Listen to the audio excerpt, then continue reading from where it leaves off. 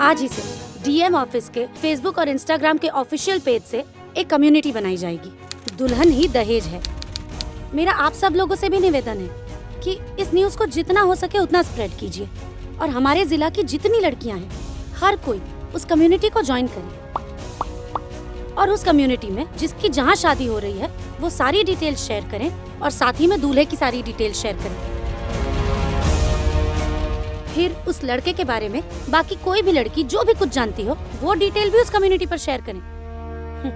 अगर कोई काम एक आदमी अकेला करता है तो वो सिर्फ काम होता है, लेकिन अगर कोई काम सब लोग मिल के करते हैं तो वो एक आंदोलन बन जाता है और आंदोलन के बाद ही आती है क्रांति। धन्यवाद। अरे क्या हो रहे है?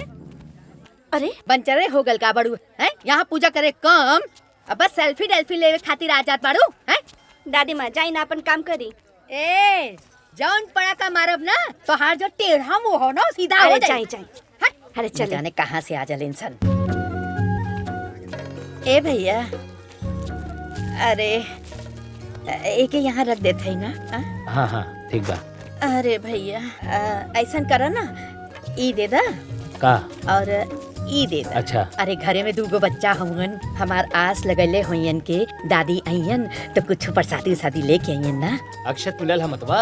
हाँ बबुआ मिलल हो। अरे हमार बड़का बेटा गोपाल के एगो बेटी बिया।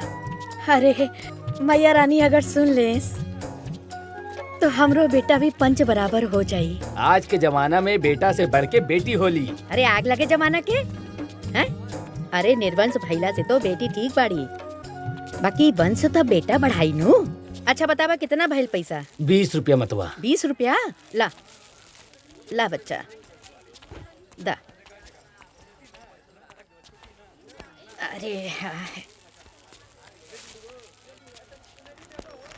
ई हई सवारो दादी। इनकर मन में ममता ठूस ठूस के भरल बा, बाकी खाली बेटा सन खातिर। जब देखा तब खाली हाय बेटा। इनकर 2 बेटा बाड़े। तो लोग यहाँ खाली दिहाड़ी पूरा कराया हुआ।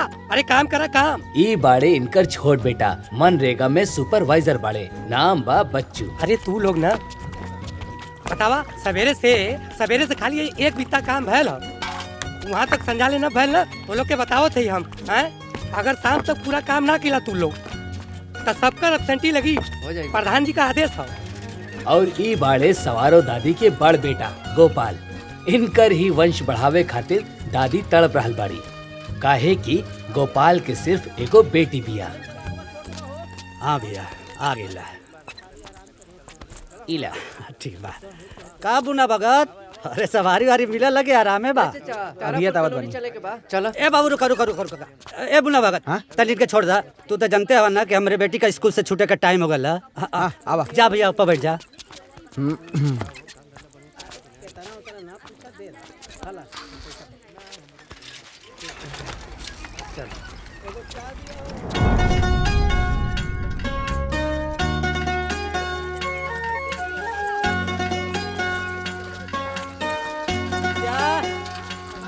विद्या क्या बाबूजी ए विद्या अब भाई हमारे भूगोल वाला कॉपी लेते आई हां। हाँ ले आई। अब बैठ बेटी बैठ। चलिए बाबूजी।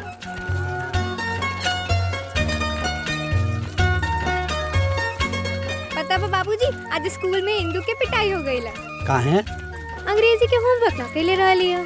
तू हम तो रतिये के कैले ले रहनी। आ दादी का कहत रहनी काल विद्यावा सूझ जो नहीं ता थप्पड़ खाईबी। बाकी हम तो जानत रहनी है जे होमवर्क ना करी उ जरूर पिटाई। यही से काल रतिये कैले नी। हमार बिटिया कितनी समझदार हो गई बिया।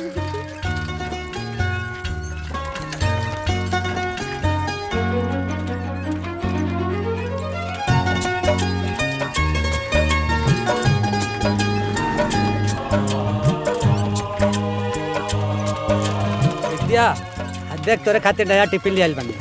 अरे वाह बाबूजी ई तो पहल का टिफिन से भी बड़का बा। जानबूझ के लिए नहीं ना बड़ा, ताकि रोटी और तरकारी दोनों अलग अलग लेके आइबे। अच्छा ये बात हमरा के अब समझ में आइल।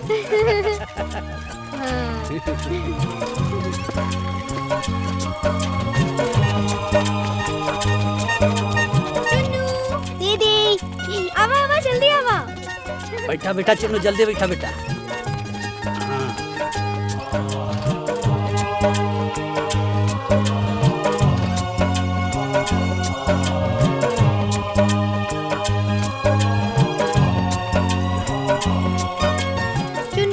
ये ले अपन टिफिन रख ले। पापा हमके ना नया टिफिन किन दे ले। अच्छा हाँ देख नीला बा निमन बा ना। हाँ दीदी। बाबू तोरा के नया किन दी। ना बड़का पापा अभी हमार ठीक बा। दीदी कल मम्मी हमरा से पूछत रहे कि टिफिनिया केने बारे तो हम कह देनी कि स्कूल में छूट गइल बा। अच्छा तबे वो कहत रहनी है कि ना मिली तो तबड़ा तबड़क मारब। हाँ दीदी। अच्छा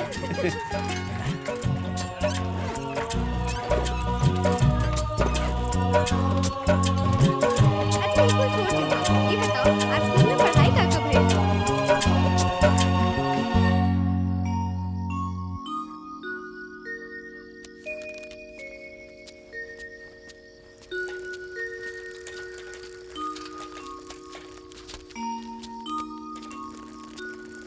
अरे बच्चू। हाँ भैया। बाबू इतना लेट काहे हो गल। पूछा मत भैया, बहुत माथा पच्ची के काम बा। का भइल। अरे वो 5 कपारी आ गई ना, ओनाना का हाजिरी सही करे में इतना रात हो गई है और ऊपर से प्रधान जी के दुकाने जाके पूरा हिसाब किताब दे के तो ये आवत है। बाबू जुग जमाना बहुत खराब है, समय से आ जल करा। जा है कुल कपड़ा वपड़ा बदल के हाथ मुंह धोला। ठीक है भैया। ए पापा हमार कॉपिया ले आइला हा। हाँ बेटा ला।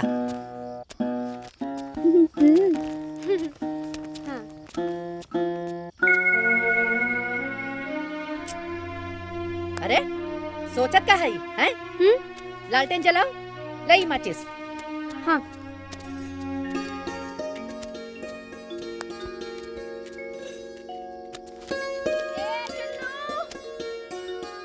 बाबू तोर माई बोलावती है ना, जो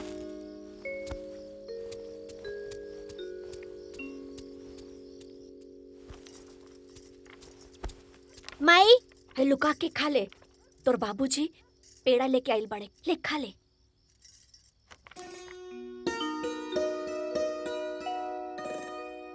माई माई बड़ा निमन बा, दीदियों के देख के आवत नहीं। मार देख लपड़ है। गिनके पाव भर में 4 गो पेड़वे बा। चलल बड़ा पूरा गांव में प्रसादी बाटे। खो आई जा।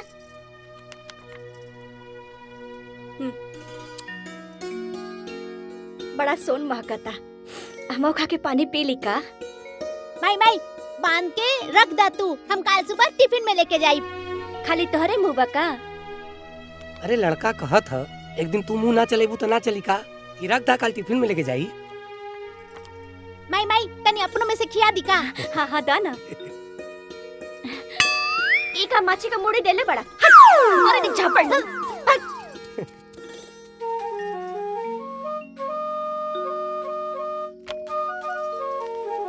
अरे रख दा, जब लड़का कहलस रख दा। जब देखा तब खैले बदे परेशान।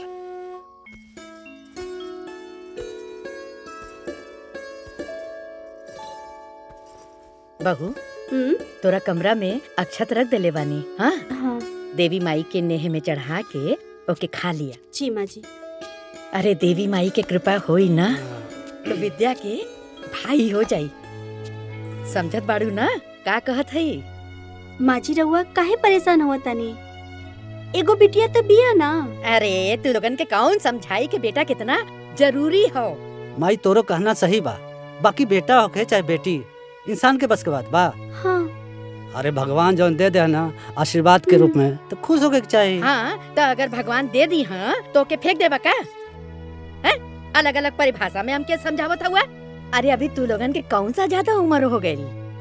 अरे ई उम्र में तो लोग अभी बिया करलन। देखा लाइनों आ गई, हम सच्चो कहत है ना। अरे एके छोड़ा, तू तो समझत हो ना। जी।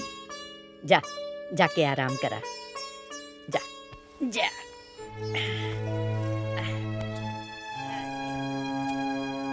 अरे ओके छोड़ा, हम कर ले।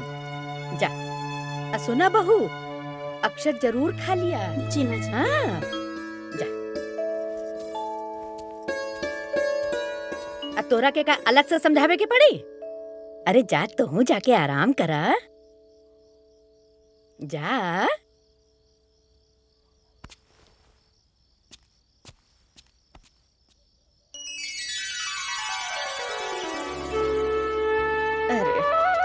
गोड़ पिरात हूँ। अरे चल ना जाता हूँ। अरे राम, ये चश्मा भी खोखला हो गला, दिखाई न पड़ा था। देखी पूछ के। अरे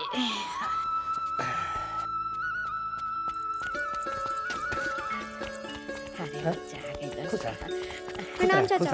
दादी खुश रहा प्रणाम बच्चा, दादी। खुश रहा।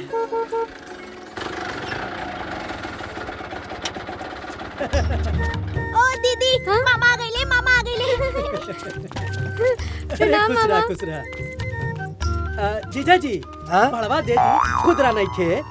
तो छुट्टा करा के चले के चाहिए ना। अरे जब रउआ बटले बाटी त का सोचे के बा? मामा मिठाई ले आई बड़ा। ए बाबू भुला गेलिए। ताइला काहे भुला गइनी। प्रणाम जीजा जी। खुश रहा। ई का ले ले हवा। सोचली है कि 2-4 दिन रहे के बा तो गंदा कपड़वा ले ले नहीं हो। दीदिया 2 दिन हो। फिर आ गई देखा।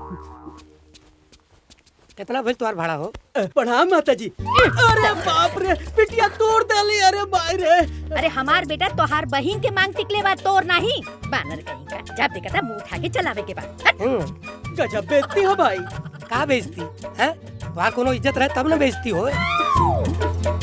तोरे जैसा नंगन का इज्जत। जा तुम्हार बहन हुआ जोहत नहीं जा।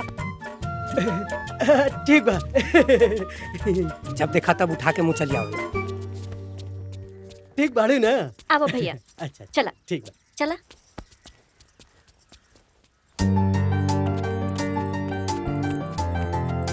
अरे दीदी चला चला, हमरा गोड़ में दर्द होखे लागल बा।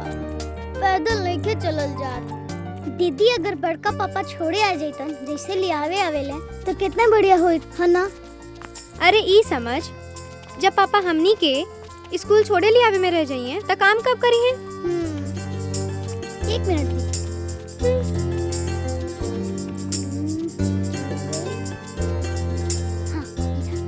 अरे भुला गईला, हमार टिफिन किना गइल बा। अरे दीदी हमके पता बा कि तोहार टिफिन किना गइल बा। खोल के तो देखा। अरे ई तो पेड़ा बा। खा ला। ई कहाँ से रे? अरे अपना चोरी मम्मी से चुरा के लाइल बनी। ए बदमाश, मम्मी के कुल ना कहल जाला। काल पापा पेड़ा लेके आइल रहन तो हम कहनी है कि दीदी के दे के आओ तनी। तो जाना तारू का कहली हा? का कहलिया? कहत रहली कि एक लपड़ मारे एक पाव में 4 गो तपेड़े बा और चल्ले गांव भर में प्रसादी बाटे। अच्छा। तो फिर हम दिमाग लगौनी और तारा खातिर पेड़ा लेके आ गईनी। अच्छा। तू खा जा दीदी। अरे दीदी हम खा ले बानी, तू खा। ते हमार छोट भाई है इस ना, भाई बहन के आपस में मिल बांट के खाए के चाहिए। पहले तय खो फिर हम खाई। चल। पेड़ा निमन बना दी। अब भाई अपना बहन क्या ना जाए तो कहाँ जाए? हाँ? ना जाने बुढ़िया के कौन दाल गड़त रहेला कि हमरा भाई के देख के करते ही में पानी पड़ जाला। छोड़ न दे दिया। वो कहा वैसे भी बुढ़िया के थोड़ी न मालूम बा। ते अपना नैहर में हमरा से ब्याज के रुपया चलावे ली। है ले ले है ई जोकना के यहाँ के 700 रुपया और 70 रुपया ब्याज के। हाई ह अलगू के यहाँ के 1000 रुपया मूलधन और 200 रुपया ब्याज के। और है 100 रुपया हमार कमीशन। 200 रुपया ब्याज का है। अगहन पूस मास अलगू के तो 3 महीना से ऊपर नु भइल। और 10% के हिसाब से तो छोड़ न दिया। वो कहा हो कि अलगू के बेटी बीमार बिया, समझ ले। तो हम 200 रुपया छोड़ देनी हो। बड़ा धर्मात्मा बनल बड़ा है। जब अपने कमे बनू तब तोहर भावना देखब। अच्छा सुन, जीजा जी के पता नानू चलल हो। हे दीदिया, जब तोर श्रवण कुमार भाई बा तब तोर हर राज हमरा जमीन में एकदम दफन रही। अरे अमर भाई। अरे आजे से चुरा लुका के ना रखब तो कैसे चली? वैसे घर में खर्चा करे खातिर तो घर के लोग बड़े ले बा। दीदिया 2 दिन सुतला भइल है न। भर पेट खाइला के बाद मन भर सूत।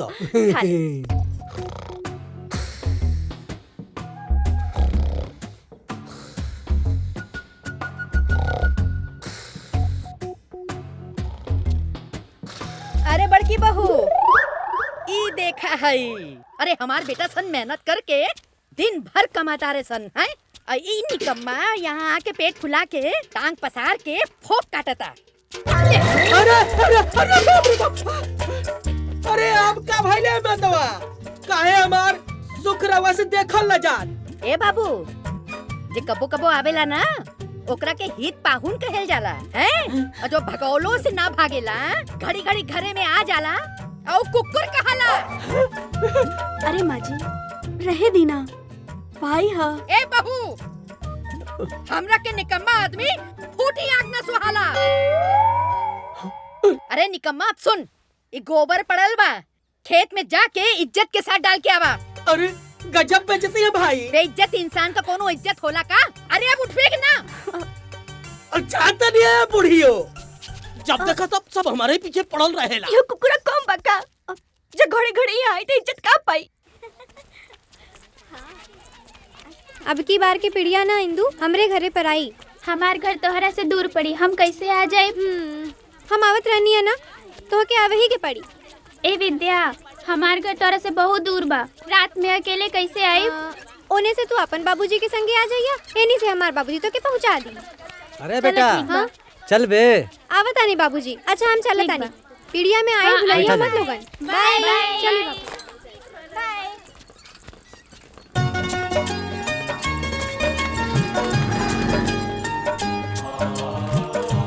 मोहन, ए मोहन, आओ जल्दी।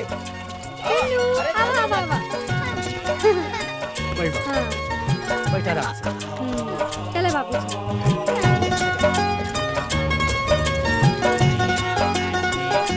अब तो तोर पढ़ाई लिखाई सब चौपट। ऐसे कैसे चौपट हो जाए बाबूजी? दिन भर तते एनो ने लागल रहबे। हाँ, आ साझी खा पीड़िया के तैयारी में लाग जेबे। अब पिछली बार याद है ना, खाए खातिर तोर माई कितना डांटे, आ हम बीच में बोली तो तोहरो डांट सुने के पड़े बाबूजी। खाली डांटे ना सुने के पड़े, तोरे दादी के डांटो मिले, गरियो मिले।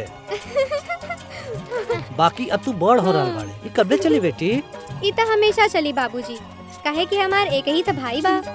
दीदी, हम तालाब में सुगा पंखी के दाना देखनी। हाँ। अच्छा अच्छा, तब तो रो पूरा तैयारी बा। अब तते अपने माई से रोज पिटेबे। काहे पिटाई बड़का बाबूजी? अब विद्या के साथे लागल रहबे तब कुल पढ़ाई लिखाई चौपट होई ना। पढ़ाई करे खातिर तो पूरा दिन बाटे बाबूजी, पिड़िया तो रात में लागेला।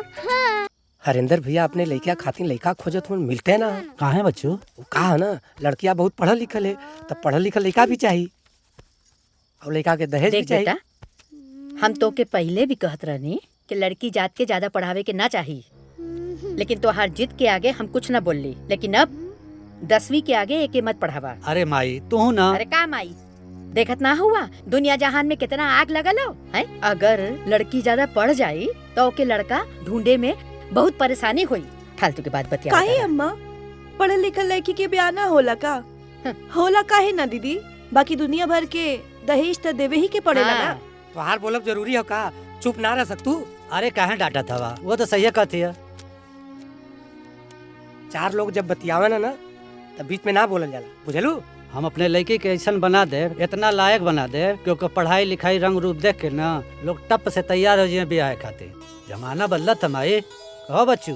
ठीक कहत हुआ भैया।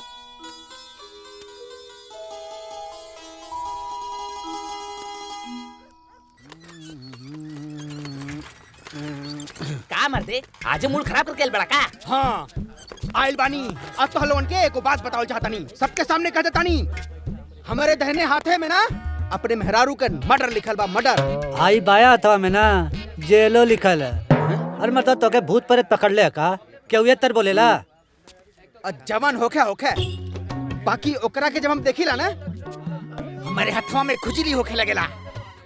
जब बोले नइखी कूटत बेचैनी खत्म नहीं होत। अरे पगला गेल बाड़ा का? अरे मर्दवा, तू सुसरी वैसे है बे करे।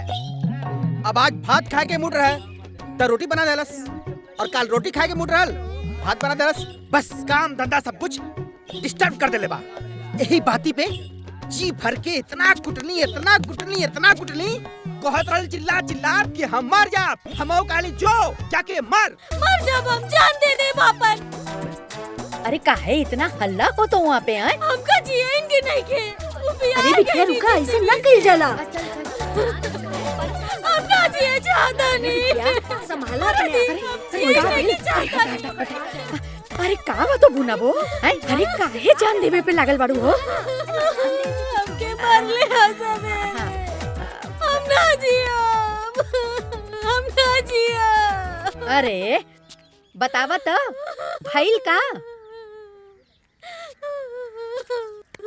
रोटी बनावा तो दाल खातिर मारे, दाल बनावा तो रोटी खातिर मारेला। तब से 7 ब्याह गई हम जिया की जना। अरे ना ना ना, अरे बतावा। हमके मर जाए तो। अरे ना ना ना ना, अरे इतना कुल घरे में हो गए और तू एको दिन हमके ना बतैलू। अच्छा ये बतावा काहे मारे लाऊ? बतावा तो काहे मारे लाऊ? चूल पोता तो कहीं पोछा न लगा ले, पोछा मारा तो कहीं खाना ना बना ले, कहीं रोटी बनाओ भात ना बना ले, भात बना ले दाल ना बना ले। अरे इतने से बात पे तू मरे जाता रू? हाँ ना। अरे एकरा के तो हम ऐसे ही हल कर दे। अब सुना सुना,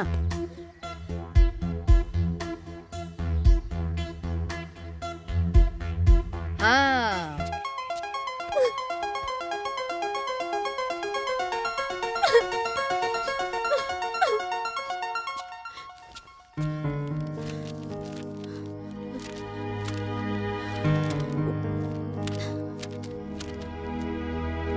चूंकि परमाणु और अणु दिखाई नहीं देते, इसलिए उनकी चुंबकीय विकिरण के साथ उनकी दूसरा इसमें क्या था? का भइल बेटी? कुछ ना बाबूजी। हम देखा ताने कि तू बहुत परेशान लगता रे, का बात बा? बाबूजी बचपन से लेके आज ले हर केहू रउआ के हमरा के पढ़ौला के वजह से बहुत कुछ सुनौले बा। अभी ये एग्जाम एकदम सर पे बा, हम अच्छे से ना पढ़ब, अगर हम पास ना होगा तब फिर सब रउआ के सुनाई। और बहुत ज्यादा पढ़े के बा बाबू, हमके बहुत ज्यादा डर लागता। बस इतने बात हैं? हम अबे आवता नहीं।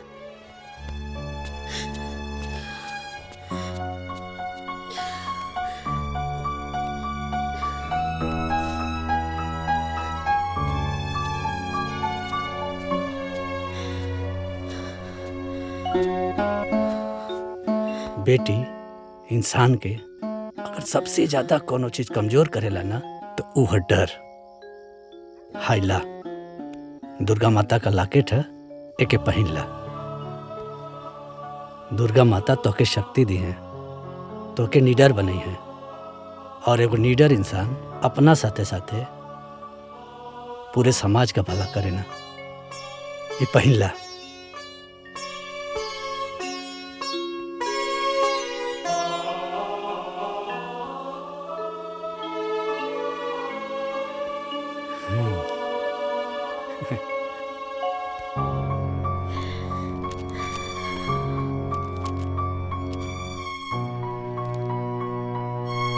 इसके ऊपर डिपेंड करता है कि उनका मैसेज कैसे काम कर रहा है, जो हमारी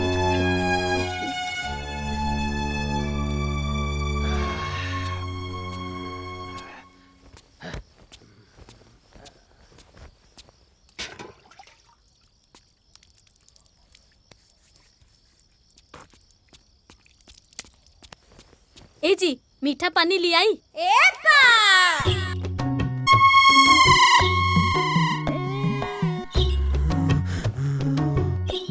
खाना में का बनल है? रोटी सब्जी। रोटी सब्जी? काहे? चावल दाल ना बनल है? चावल दाल भी बनल बा। रोटी सब्जी चावल दाल हमके ना खाए बा, हमके सतुआ खाए बा। सेतुआ भी घोर के रख ले बानी।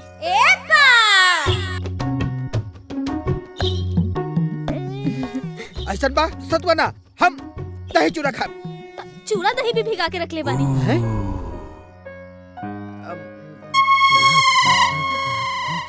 ऐसा बा हमके लिट्टी चोखा खाए बा। लिट्टी चोखा तो हम सजवा के बना के रख देले हई। ऐसा बा चल निकाल चल।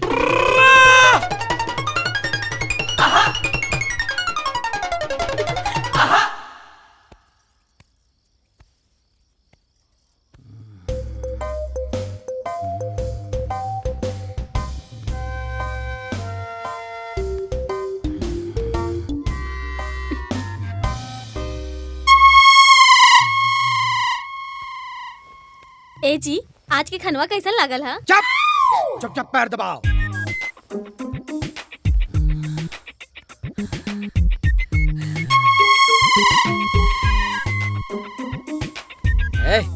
हाई जोन झिलमिल झिलमिल उपरा करत या आसमनवा में। हाँ, तो राम जी के गाय है इंसान। अच्छा गाय हैं तो का करत है सन? चरत है इंसान।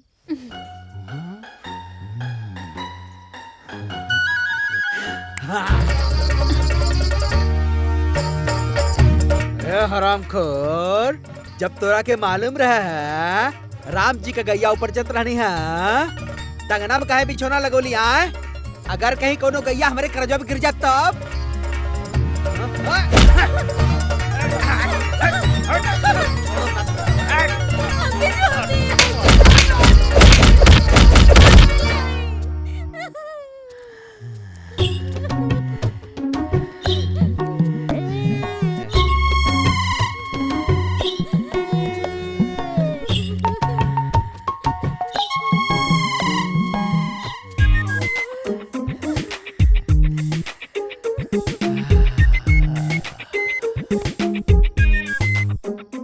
कुकुर के ना खाली मारे के बहाना चाहिए, बिना मरले ना छोड़े दादा। अब पूरा जिंदगी मार खाए खाए के गुजारे के पड़े। लइका, अरे काहे चलावत रे रे? हैं? अरे ई मंगनी का हो टूट जाई तो भाग यहाँ से भाग। अरे बतवा, अरे प्रणाम प्रणाम। आई ले। अरे गजब बेइज्जती है भाई, हैं? अरे जब देखे लो हमारे के मारे लगे लो। अरे ई कौन तरीका है? हैं? उ तो हम जीजा के मुहमाया में चलावेली। हाँ तो ठीक हो ना, जीजा जी के तू मोह माया में आवत हुआ ना, हाँ। तो जीजा तो हर ना हुवन। चल जो। अरे गजब बेइज्जती है भाई। ई तो बता दे कि जीजा जी गइल कहाँ बाड़े? तो हार जीजा जी ना तोरे मतिर निकम्मा ना हुवन, उ गइल हुवन काम काज करे। अरे मामा कुछ ले आइल बाड़ा कि बचपन से चुनवा लगावताड़ा? चूना ना, चीनी। चीनी? हाँ। अरे चीनी काहे बदली आइल बाड़े रे? यही बदे कि मस्त हलवा बनवाई, खुद खाई, अम्माऊ खियाई। अरे वाह, बड़ा खर्चा कर देला। पुड़िया में दही के चीनी लेके चलेला, ला शर्म बिदाई। अरे चाची, हाँ। अरे चाची हाई लेला बहना। बहना लिया बाता, ये बहना के क्रिया का हो? उनके घरे बियाह रहल ना, उन्हीं के घरे से आइल है बहना। हाँ। ओकर बियाह हो गइल? कैसे कैसे बियाह भइल भाई हमनिए के पता बा। इतना पढ़ लिख ले रहली ना कि पढ़ाई लिखाई के चक्कर में लइका मिलता ही ना रहे ओकरा। जनपद बाबू की लइका इतना करिया बा, ओही से करा देले। तबे तो बियाह भइल, नहीं तो उहो ना होता है। अच्छा चाची बहुत जगह बांटे के बा, चला तानी। जा।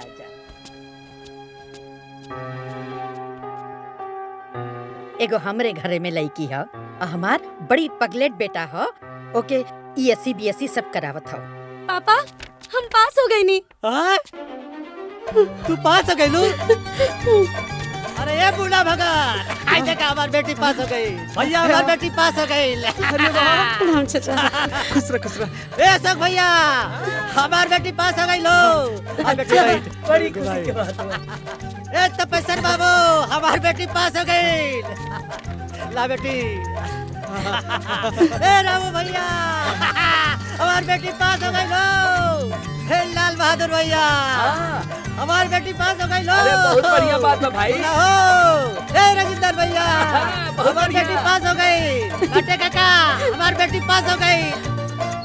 ए राज बहादुर भैया, आज सबके चाय पिया हुआ, हमारी बेटी पास हो गई। भैया जगमोहन चाचा, हमारी बेटी पास हो गई। ए धर्मेंद्र बाबू, हमारी बेटी पास हो गई। ए दिल्ली बाबू, पास हो गई हमारी बेटी। एक किधर काका, हमारी बेटी पास हो गई। ए महंगा भैया, हमारी बेटी पास हो गई। अरे जवान के आज हम बहुत खुश हैं। जल्दी से रसिया पूरी बनवाओ और पूरा गांव में बंटवाओ, सबके खिलाओ। ए विद्या कमाई। भइल का हो बेटा? का भइल? हम BSc पास हो गई नी दादी माँ। अच्छा।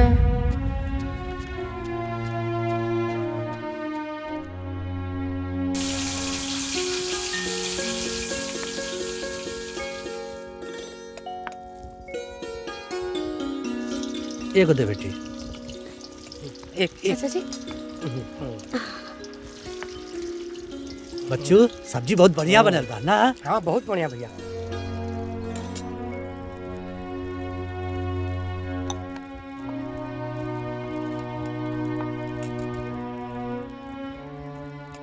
माई का भाई धीरे धीरे खात बाड़ू, अच्छा ना बनल का?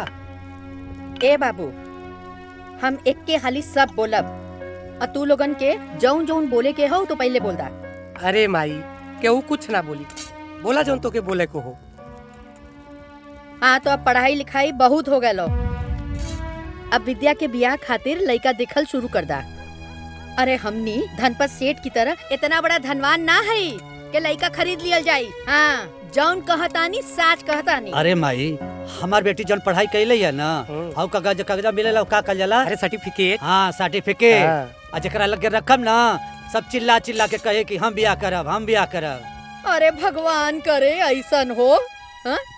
लेकिन जमाना में आग लगल हो बाबू, लड़का खोजत खोजत चप्पल घिस जाला। हाँ हम तो कहत हई ढूंढल शुरू कर दा तू। माँ जी एकदम सही कहा था। हाँ अब्बे से लड़का खोजा तब 2-4 साल में मिली। हाँ। खोजा लड़का। अच्छा तो तू बोले लगलू। अरे हमरे बेटी का बियाह यूं है यूं।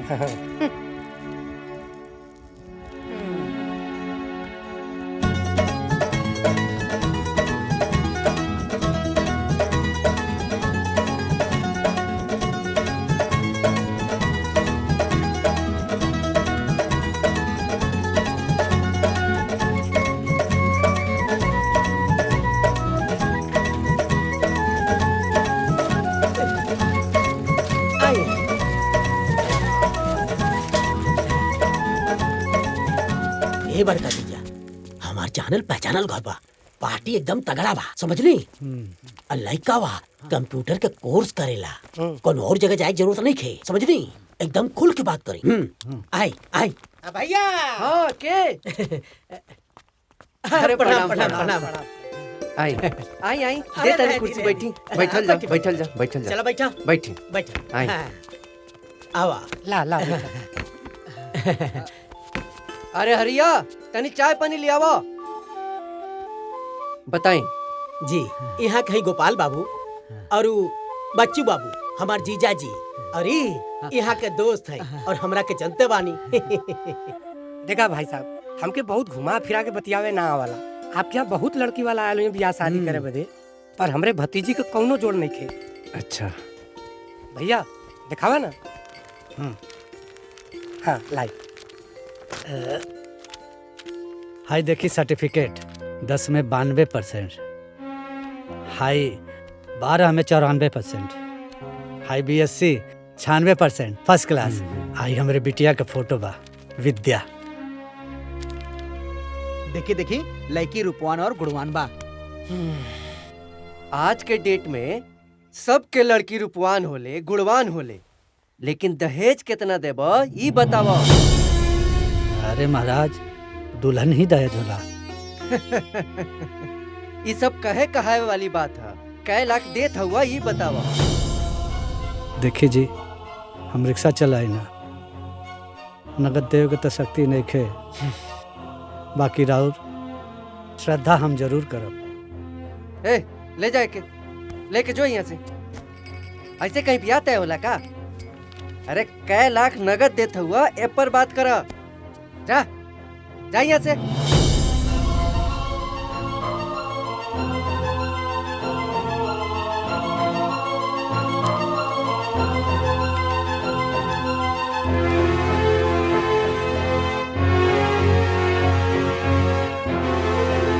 का सोचा तारा? जा।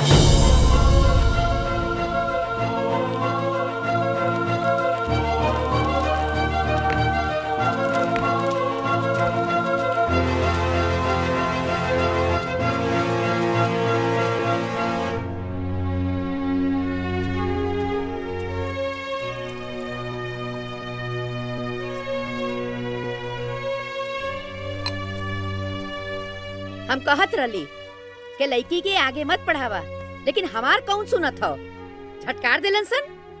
अरे माई तू परेशान मत हुआ, दुनिया में बहुत लड़का मिली, ए बेटा, ई उम्र में ना हम समाज का परिपाटी कुल जानीला हैं, और तू लोगन का जनबा हैं? अरे 5वीं पढ़ा देता और कोनो रिक्शा चलाए वाले का लड़का के साथ में इकर बिया कर देता और पढ़ावा एसी वेसी तल्ला लड़का खोजा। अरे माई बेसी अंतर ना रहे, बस दहेज के लेकर थोड़ा ऊंच नीच हो गई, बाकी सब तो ठीक है रहे। कहो दहेजे तो असली काल बा। माई तू चिंता मत कर, हम दोनों भाई मिल करके कर ले हल बिया। हाँ तो करा, जौन मर्जी करे तौन करा।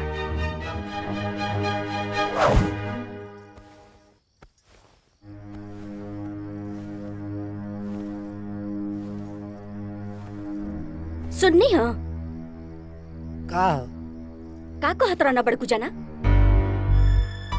दोनों भाई मिलके कॉलेप्सन बिया। बड़का भैया ना अपने बेटी के बियाह का सब कुछ आपे के माथा पे डली है, रवा जाइला छन छलीले लइका देखे। अरे वो घरे के इकलौती बिटिया है ना, चल जो सुन। जौन मन में आए तौन करे, हमसे का। बाबा, मेहरारू के मारी वाली ई बीमारी हमार ठीक हो जाई? हाँ ठीक हो जाई। ये मिर्ची के लेके 7 बार घुमा के और ओकरा बाद फेंक दिया। अभी एकर बादे एकर का किया, पीछे मुड़ के मत देखिया और जे के लांगी ओकरा बाद तो हार मुसीबत ओकरा ऊपर चढ़ जाए। अरे वाह रे बाबा वाह, बहुत बहुत धन्यवाद। बड़े कृपा से आप हमके मिल गईला बाबा, बिहार से आके यहाँ पे। बाबा बहुत बहुत धन्यवाद। ठीक बा ना? जाते हैं। ठीक बा ठीक बा। अरे वाह। रूपा, अरे रूपा। हाँ जी।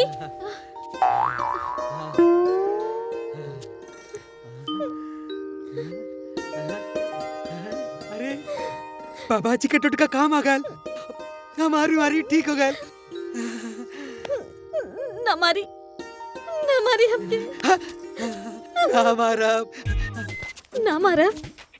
ना मारा, खाली प्यार करा। प्यार करा? प्यार करा। अच्छा। सुबह से लेके रात तक, रात से लेके सुबह तक प्यार करा।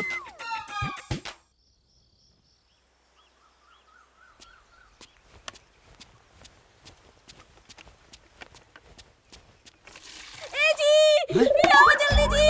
अरे अब का हो गया भाई? रुका देखिए। यहाँ देखा काका फेकल बाजी, कहाँ देखा? अरे यहाँ का कर खाती आई डालो। कचरा फेंके। अरे कचरा फेंके क्या और कोनो जगह डाल का? अरे तो कितना बार मना कैली, का जरूरत रहे वहाँ कूड़ा फेंके लगा? अरे झाड़ू पोछा के लिए हो तू, जाके नाश्ता पानी सब कुछ बनौले हो तू, बिना मतलब के तू अपन कूड़ा पे। अरे कौन जरूरत रहे तो सुबह सुबह नाश्ता बनौले का? हम रोटी सब्जी बना देला वही बतावा, बिना मतलब का है? ऐसा कौन जरूरत रहा है? चुप।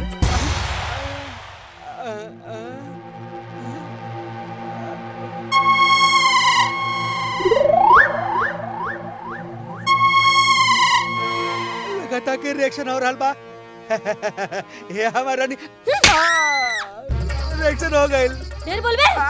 नहीं ना बोलब। काहे ना बोलबे? दूध कालो ना बोलब। बोल। बोलत नहीं। मत बोल। सबके सामने का बोली? अब अंदर आ बाबा। हम काहे के अंदर आई? गलती हो गई, गलती। तू काहे अंदर जाइबा? ना जा, अच्छा तू जा अंदर। हम काहे अंदर जाई? अच्छा हम जाते हैं। ए, हमरा घर में तू काहे जाइबा? अच्छा ठीक है, तू ही चल जा भाई। हम काहे जाई? तू ही तो बड़ा केलुआ। मना कहीं नहीं है तो तू जा। ठीक बात जाते हैं। ए, हमके छोड़ के।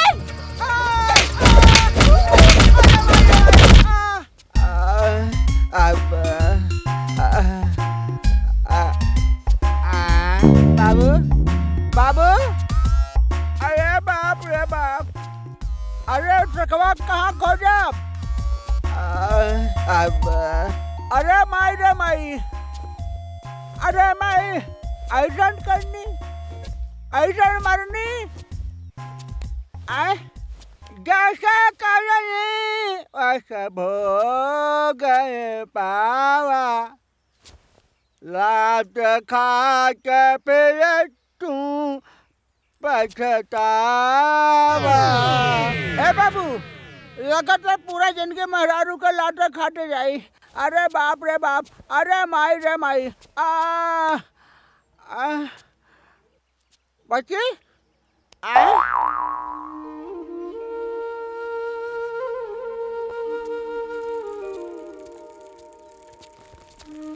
गोड़ लगत है भाई।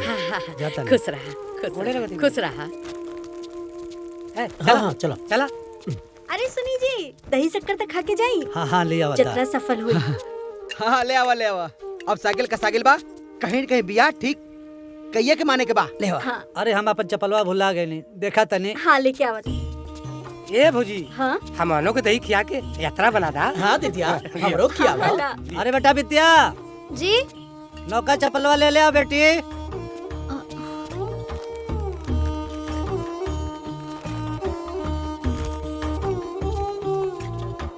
हाँ ले आ बेटी, दा। ली। अरे देवी माँ का कृपा रहे कि शादी ब्याह सब अच्छे से पक्का हो जाए। न तो कहल जाला कि बेटी का बिया पक्का करे में बाप का चप्पल किया जाला। अरे अम्मा जी, सुब सुब बोली ना। अरे माई तू भी कुछ भी बोले ली ना, सब बढ़िया हो गए। चला चला चला लो।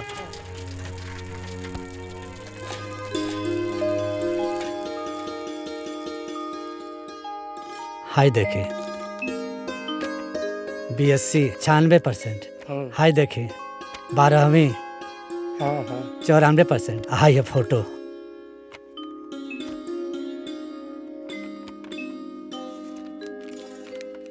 ये मार्कशीट और नंबर से हमरा के कोनो मतलब नहीं खे। ये बतावा माल कितना देबा माल? देखी हम गरीब आदमी है, रिक्शा चलाई ना, लेकिन कुछ न कुछ तो करबे करब अपनी बिटिया खाते। जब औकात नहीं बते मर्दवा काहे आ गइला? भैया जा यहाँ से।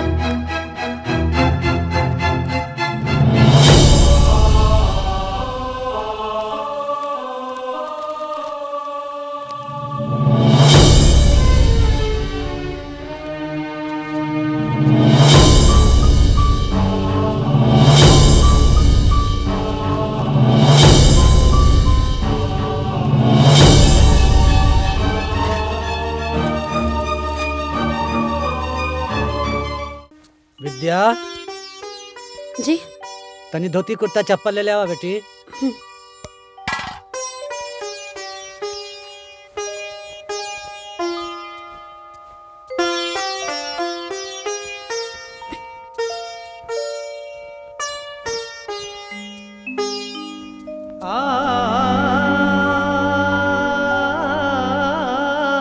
कहल जाला कि बेटी का बिया पक्का करे में बाप का चप्पल किया जाला।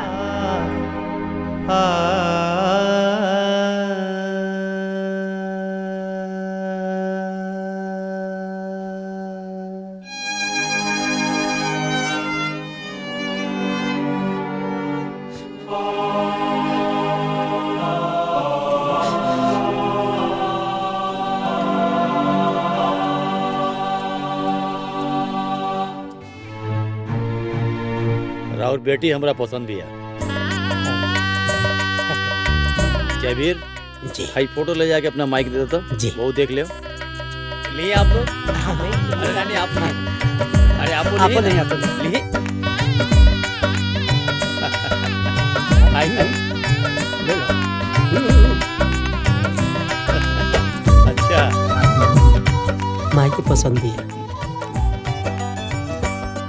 चलिए भाई, होम मिनिस्ट्री के भी परमिशन मिल गई और अब हम प्रशांत के फोन करके बुलवा लेता नहीं, राहुल लोग भी मिल ली। ना ना और का जरूरत बात, अब घर भर सब देख ले लस। हाँ। शादी भी आके बातचीत कर जाओ। देखिए भाई, हमरा बेटवा के अब ही जन कल्याण बैंक में प्यून के जॉब लागल बा। और जब हम बड़कू के बियाह कईनी ना तो एको पैसा दान दहेज ना मंगनी। बाकी ये जान ली कि जौन भी बाराती लोग बारात में गइल रहे ओकरा लोगन के आज भी वो बिटिया के स्वागत याद बा। इतना जोरदार स्वागत कैलस। हमरा के तो राउर से यह कहे के बा कि हमार बेटा शान से कह सके कि ओकर बियाह उचित सम्मान के साथ भइल रहे और हमहू शान से कहीं कि रउआ हमार समधी हैं। जी रउआ यहाँ हमार समधियान है। जी जी हमरा अंगना ले लेके राउर मंडप तक जे भी देखे ना वो खुश हो जाओ। हम इहे चाहतानी। हमार एके बिटिया भी है। अच्छा अच्छा। स्वागत में कोनो कमी ना रखा। हमरे बेटा के चानी के सिकरी पहनावो तारा। बारातियन के स्वागत में तू लड्डू से पानी पियावो तारा। छेना नहीं करे। अरे अरे हम ना जनली के इंसान इतना बड़का भिखारी होई। अब दहेज ना मंगनी देकर का मतलब तो कुछ ना देबा। रुपया पैसा तो छोड़ा। अरे कम से कम हमरा प्रतिष्ठा के मुताबिक तो तोके गहना गुड़िया तो देवे के चाहिए। बाहर तो ये सुने में आवता कि जौन गहना तो अपना बिटिया के पहनीले बड़ा वो असली सोना ना है।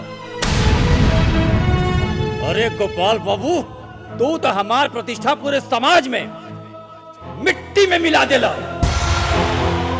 तुहार बिटिया कितना सुंदर बिया ओकरा के कितना नंबर मिलल बा ओकर कोनो वैल्यू नहीं खे। वैल्यू मतलब जाने ला? वैल्यू मतलब समाज में प्रतिष्ठा चाहिए। जाना तारा पतो तो कैसनो चल जाई।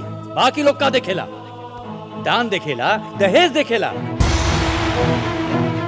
अरे जब तुहारा औकात ना रहल तो काहे हमरे दुआरी पर अइला?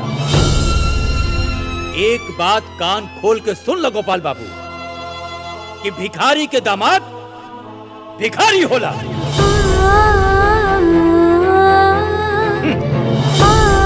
भिखारी बाप, भिखारी परिवार, भिखारी समाज। तोहरा जैसन भिखारी इंसान के औकात हमार समधी बनल तो दूर। अरे तू तो हमरे घरे में नौकर बने के बराबर भी नहीं खो।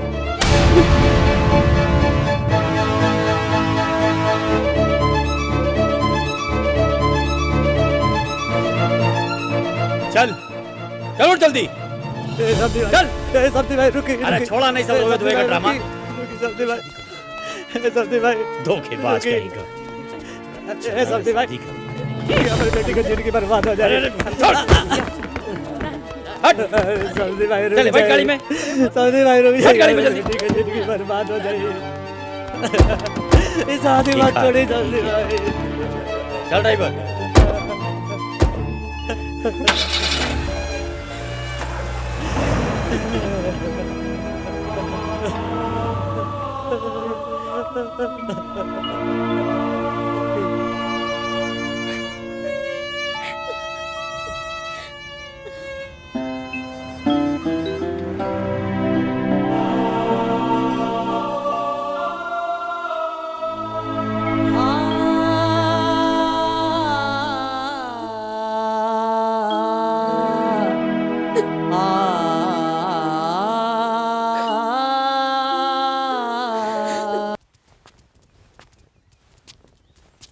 गोपाल जी हमनियों को जन सट्टा बयाना का पैसा बाकी बा न ओके क्लियर करी। दूसरो जगह सट्टा बा। देखी अब रात वाली बात है जनते बानी। बारात वापस चल गई। हाँ बारात वापस चल गई तो चल गई। हमार टेंट तो खड़े न बा महाराज। हम अब आप लोग के कैसे समझाई? सब माटी हो गई। अरे मर्दे का मजाक करता रहा। खाना केहू खाए चाहे ना खाए हम तो बनोले बानी ना। और हमार रात भर जनरेटर हमार चलल है ओमन डीजल पड़ेला जवन डीजल ना पैसा कावेला। देखी अभी हम आप लोग के सट्टा के बकाया देवे के स्थिति में ना आई। बड़ा बेशरम आदमी बाड़ा महाराज तू था। 40,000 का सट्टा है और कहा तारा की देवे की स्थिति में नहीं के हम। अरे शादी करे से पहले सोचे के चाहिए ना कि हमार कितना औकात बा और चल देहले शादी करे। जब औकाते न रहा तो काहे कैला? अरे भाई साहब आप तो ऐसा बात करते हुआ जैसे काले हम लोग घर छोड़ के भाग जाए। ठीक है बड़ो ताने बरदे हौ जोन ब्याज पे रुपया ले ले पड़ा ना हमरा आजा चाहे पूरा मूलधन। अरे आपके तो ब्याज मिला था ना। एक कौन मतलब भइल बा? कल के दुनिया छोड़ के चल जाइए तो पैसवा के तू देबो। देखा भैया देखा सुना अब तो हम लोग हमके मारू देबा ना तब हम कुछ न कर पाए मजबूर बानी। बाकी आप लोग से 1 महीना का मोहलत मांगता नहीं। हम एक पैसा आप लोग का चुका दे हमके दे दी। 1 महीना से 1 दिन भी बेसी भइल ना तो 1 मिनट ना लगी बेइज्जत करे में हमरा के। बुझला? पूरा इज्जत ले भी तब। चला दिमाग खराब हो गए सम्मान दे। हाँ सेठ एकदम सही कहा तारा। देखला बेटा इहे दुनिया हो। अरे तू एकर पढ़ाई में जितना पैसा तू खर्चा कैला अगर उनमें से 2 पैसा बचा करके दहेज में मोटरसाइकिल अगर दे देला रहता ना तो ये अनपढ़े रहत, लेकिन एकरा के गाड़ी का कबारे में बैठा के ले जातन सन। अरे आज के युग में भी लड़की का डिग्री डिग्री का कौनो महत्व नहीं खे। जौन होके के रहल हो गइल। तोहार मान सम्मान तो कुल मट्टी में मिला देलस ना तोहार डिग्री वाली बिटिया। अब वो डिग्री लेके का करी? तोहार मान सम्मान वापस कर दे का?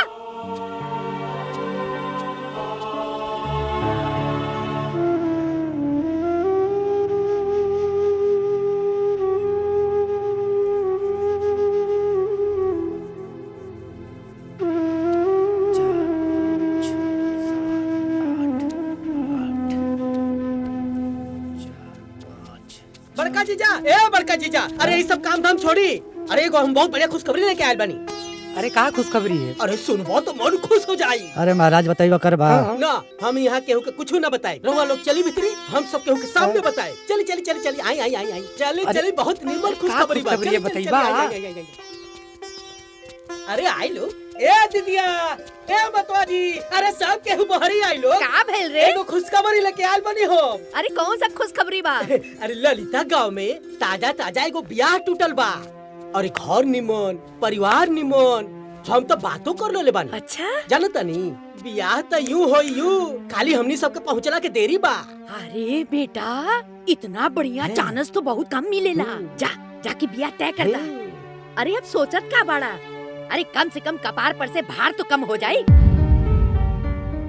हाँ जीजा जी, ऐसा मौका छोड़े के नहीं खे। अरे यह सीजन में बाजा बाजी। और सबसे बड़का बात ये बा कि लड़का पार्टी भी तैयार बा। लेकिन बाबू, बिहार टूटल कैसे? अरे दीदिया, ओकनी के दुआ से ना करे के रहल। लड़का दुआ बा और उम्र लगभग 42 साल के हुई।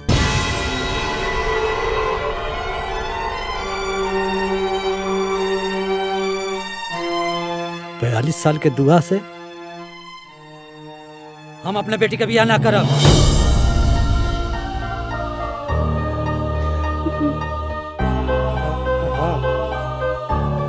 अरे तू पागल हो गए बाड़े? अरे इतना बढ़िया रिश्ता चल के खुद आवता, तू उम्र गिना ताड़े हैं? अभी इतना समस्या भइला।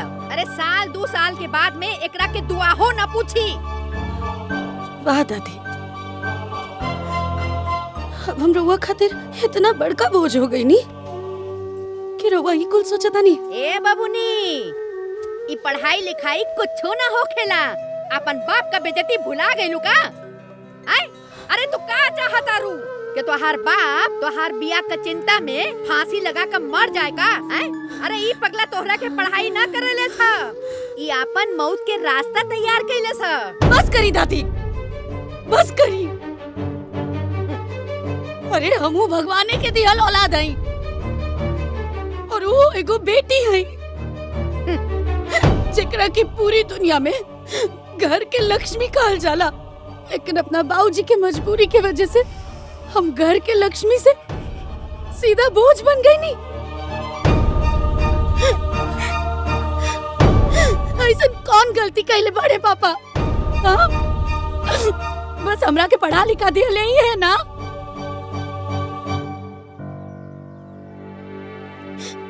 ये बाकी उनके सजा मिल रहा बा ना, इस समाज से, घर से, रहुआ से।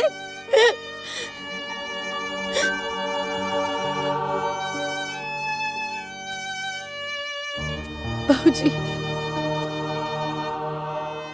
रहुआ हमेशा दुनिया के परवाह कैले बिना हमरा के पढ़ौनी, लिखौनी, यहाँ तक पहुँचौनी। अरे इतना तक क्यों पिता अपना बेटा खातिर भी ना करे जितना वो अपना बेटी खातिर कहनी।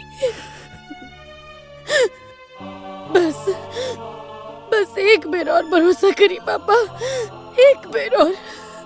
बस हमके एक मौका चाहिए। हम आगे पढ़ल चाहता नहीं पापा। हम पढ़ लिख के इतना सक्षम बनल चाहता नहीं, इतना सक्षम बनल चाहता नहीं कि सब लोग के बताई। अगर हमारे बाबूजी बचपन से लेके आज ले हमारे दहेज इकट्ठा कैला के बजाय हमरा के शिक्षित बनौले तो वो बहुत सही कैले।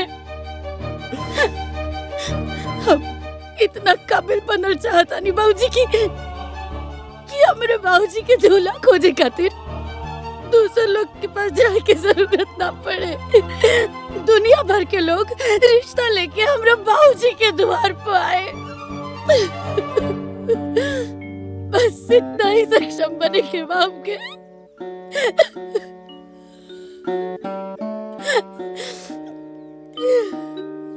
और हम रउआ से वादा करता नहीं, हमरा वजह से जे केहू भी रउआ की बेइज्जत कइले बा, हमके पढ़ौला के वजह से जे केहू भी रउआ के हीन समझ ले बा, उस सब लोग के सामने रउआ फक्र से कहब कि हमार बेटी हमार शान ही है।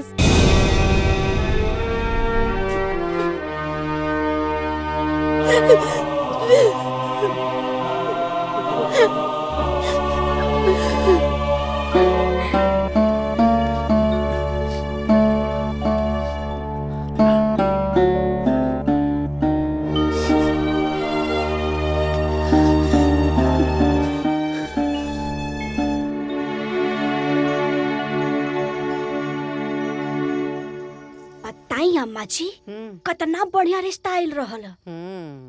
बाकी ना जाने कतना बेइज्जती लिखल बा। बबुनी शहर जात बाड़ी।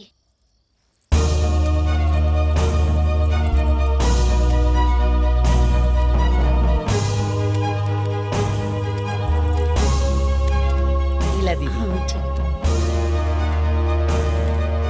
बेटी कह देली, अब आप हाँ में हाँ मिला देल।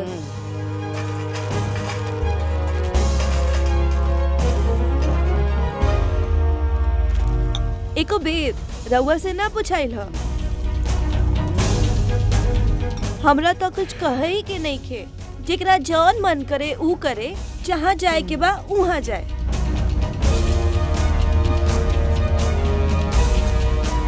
अब भगवान जाने का हुई।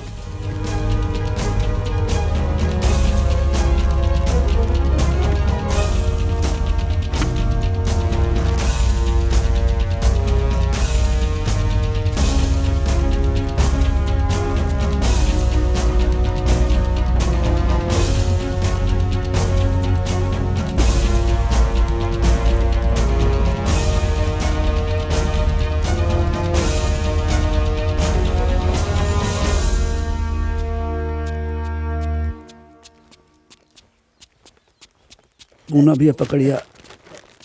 बिटिया देखा, हाँ, अच्छे से पढ़ाई लिखाई करिया और अपन ध्यान रखिया। हाँ माई, तू भी ना। खाना पीना अच्छे से कहिया। ठीक। और बिटिया अपन ख्याल रखिया। प्रणाम चाची। अपन ध्यान रखिए माई।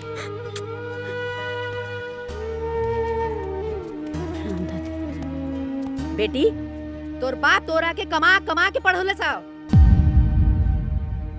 सुन, जो भी 2 पैसा बचौले से और बेमतलब का शादी ब्याह में खर्चा हो गई और दुनिया भर का कर्जा कपारे पे चढ़ गई बा। पूरे समाज में बाप के बेइज्जती करा के आगे पढ़ाई करे जाता रे। अरे ऐसा ना हो कि तुम्हारी पढ़ाई के चक्कर में हमार बेटा के कफन भी नसीब ना होके।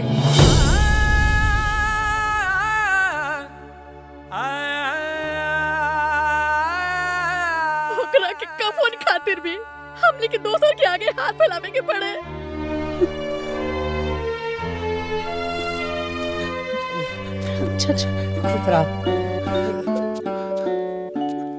दीदी, भले ही बेर तू बढ़िया मत बनैया।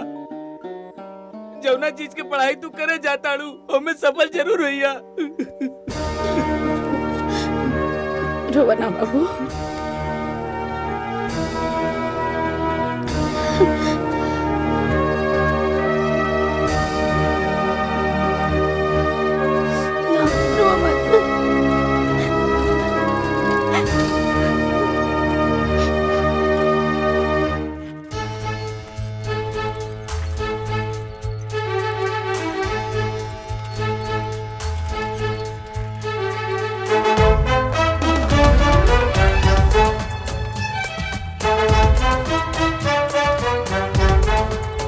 भैया, आजकल अलगा सिस्टम निकल गइल बा। ई देखो, मार्कशीट और सर्टिफिकेट दिखा के भी आता है कल जाता।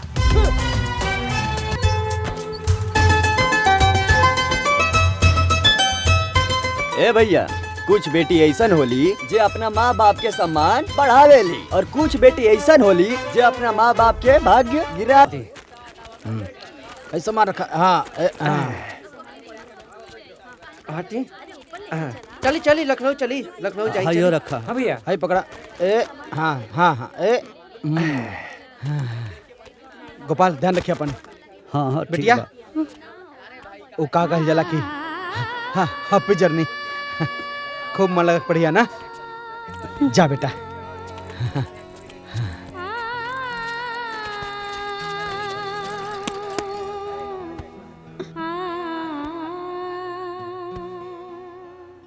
ए छोटू यहाँ आओ। जी भैया। ई उहे लेके बिया ना जेकर अखबार में फोटो छपल रहे, भारी बेइज्जती के साथ बारात मंडप से वापस। हाँ लागत तो उहे बिया। छोड़ा अपन काम कर। अरे पगली, ते काहे दुखी होता रे? अरे बहुत लोग के बारात वापस गइल बा। ये फालतू लोग के बात ना सुने के चाहिए। तोर बाबूजी हो ना तोरा साथे, हैं?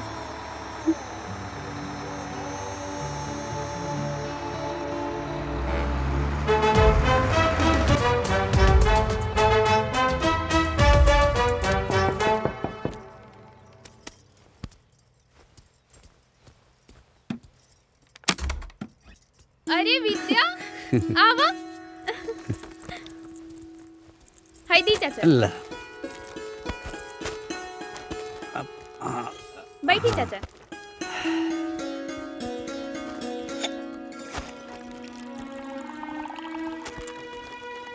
ली चाचा जी। दा बेटा।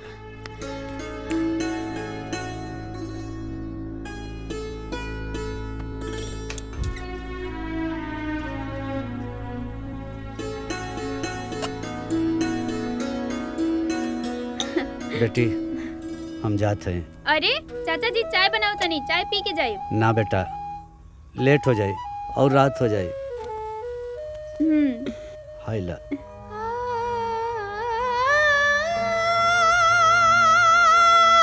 भाऊजी रउआ हमार चिंता मत करो। अरे चिंता तो बेटी के कल जाला।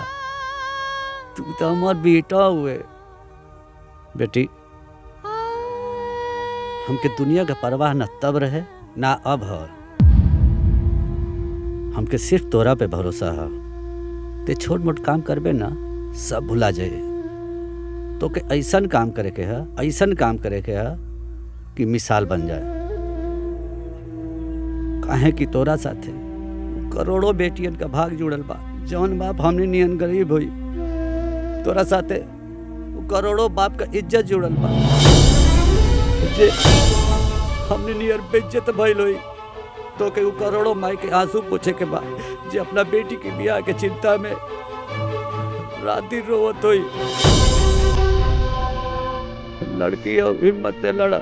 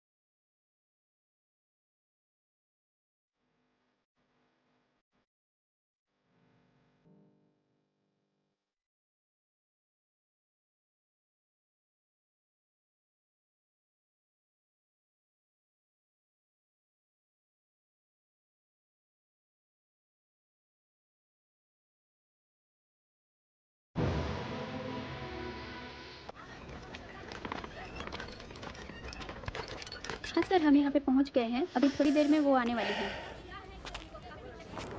अच्छा।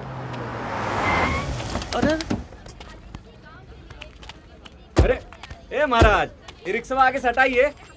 साहब हमार बेटी आए वाली भी है, वही के ले जाया नहीं। अरे आपकी बेटी प्रधानमंत्री है क्या? 2 कदम पैदल नहीं चल सकती है। अरे महाराज उधर लेके जाइए, ले जाइए। ठीक है। गाड़ी यहाँ साइड में लगाओ। सुनो, कैमरा इधर पैन करके रखना, जो भी फुटेज मिलेगा यहीं से मिलेगा। सुनो, तुम ध्यान से अपना काम करते रहना। बाबू क्या होता कितना कैमरा वैमरा ले करके भीड़ लगौले बाड़ा जा। अरे चाचा, एगो लड़की ये कोनो गांव के हिया, जौन बहुत बड़का परीक्षा IAS टॉप कैले बिया। अच्छा, हमरो बेटी आवत है, वो शहर में पढ़े ले। अरे महाराज, पढ़े खातिर त दुनिया भर के बेटी पढ़त रही सन, लेकिन ई लड़की के तो बातें अलग बा।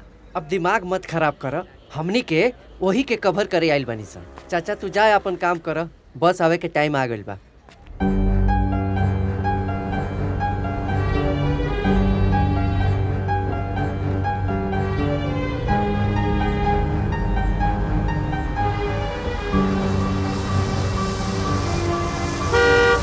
हाँ चलो चलो चलो जल्दी चलो जल्दी चलो। कैमरा अच्छे से चलो। मैम मैडम जी, इस जंग की धरती पर आपका स्वागत है। कैसा महसूस कर रही हैं आप अपने क्षेत्र में एक अफसर के रूप में आकर? ये बताइए हमको, जनता जानना चाहती है, सुनना चाहती है। हमारा चैनल पूरी दुनिया में आपका ये सफर, आपकी जर्नी दिखाना चाहता है। मैडम जी आप बोलिए, सच्ची खबर अपने दर्शकों को बताना चाहता है। बताना चाहता है कि एक छोटे से गाँव में कैसा फील छोटे से परिवार की लड़की आई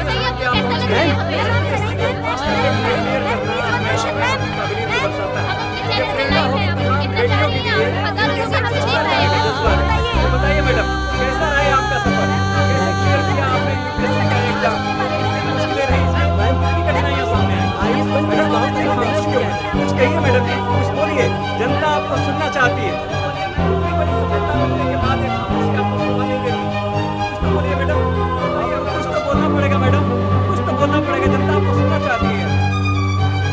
मैडम हम चाहते हैं कि आप अपनी खामोशी को तोड़िए और अपने सफर की पूरी कहानी अपनी जुबानी हमारे दर्शकों को सुनाइए। कुछ कहिए मैडम। मैडम इस तरह मीडिया के सवालों का जवाब दिए बिना मत जाइए, हमारे दर्शक ये जानना चाहते हैं। मैडम कुछ तो बोलिए आप।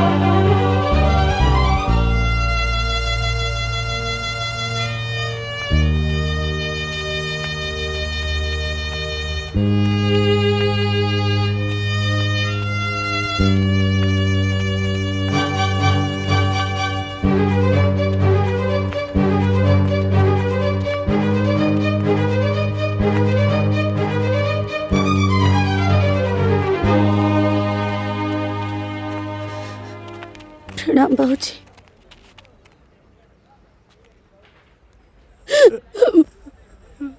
हम IAS के परीक्षा में टॉप करने वाली बाबूजी।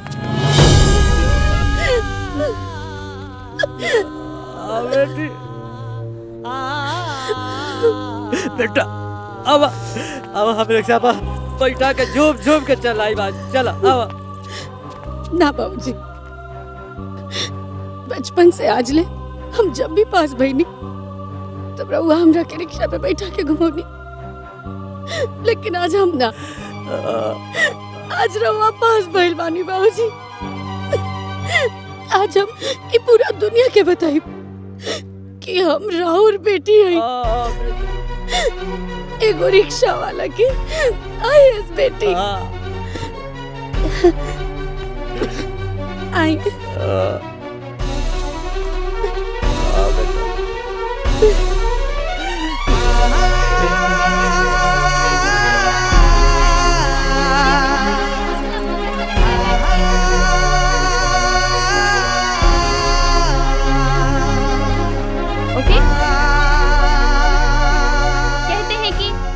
डर के नौका पार नहीं होती और कोशिश करने वालों की कभी हार नहीं होती।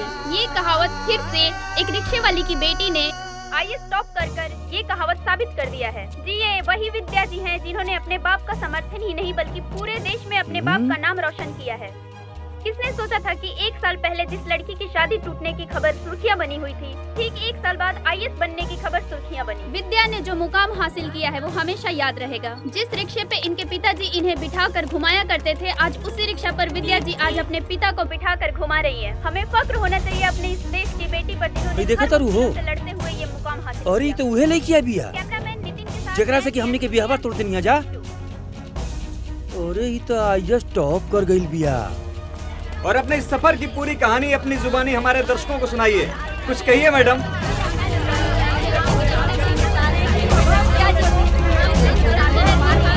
अरे विद्या बिटिया रिक्शा चलावती है।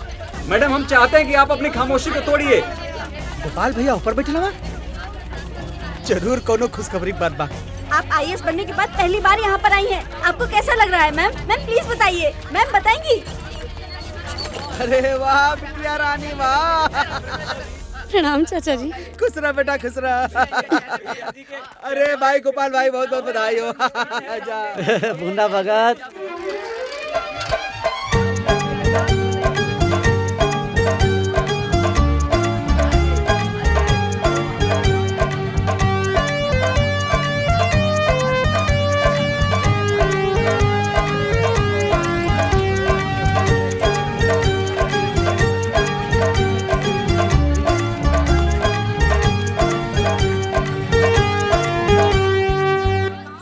जानते हैं? जानते नहीं पहचानते भी हैं। अरे हमारी बिटिया है गोपाल भैया, इसी के ब्याह खोजते खोजते उनका चप्पलवा खिया गया था। हाँ। अच्छा। और जिन लोगों ने रिश्ता तोड़ा है ना, आज उनके मुख पे कालिक पोती हमारी बिटिया ने। और जब स्कूल जा रही थी कॉलेज, हमारा सिनेमा चौड़ा होके बम बम हो गया था कि हमारी बिटिया है। विद्या जी, पहले आपके पिताजी आपको बिठा के घुमाया करते थे, अब आप अपने पिताजी को बिठा के घुमा रही हैं। आपको कैसा लग रहा है? बताइए विद्या जी, बताइए।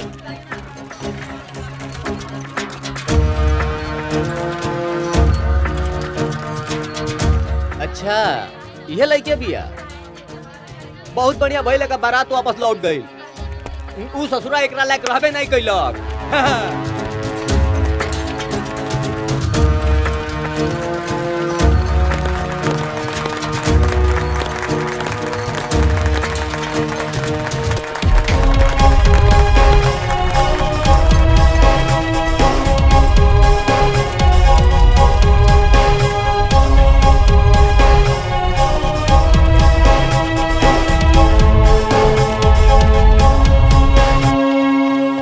अरे भाई रिक्शा वाले की बेटी तक कमाल कर गई। अरे भाई जे पढ़ाई करी उहे ना आगे बढ़ी। अरे भैया आज हमरा यकीन हो गए, चाहे रिक्शा वाले की बेटी हो या चाय वाला के, लड़की के पढ़ाई के चाहिए। अब हमहू अपना लड़की के पढ़ाई में लिखाए अफसर ही बनाए।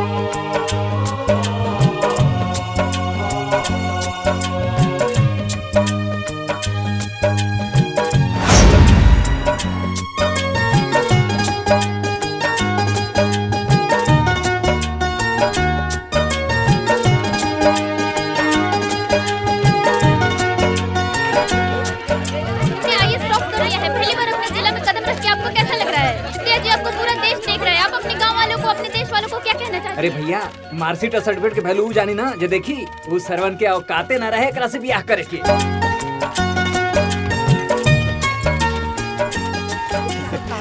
अरे हमरे दुआरे पे इतना विद्या ये स्टाफ कर गेल बाबू। हम देख सकते हैं कि ये वही घर है, वही गांव है जहां विद्या जी पढ़ी लिखी और बड़ी हुई। और आज विद्या जी ने सिर्फ अपने माँ पिता का नहीं बल्कि पूरे गांव का नाम रोशन किया है। और यहाँ गांव के लोगों के चेहरे पे जो मुस्कुराहट है वो इस बात की गवाही है कि पूरा गांव खुश है।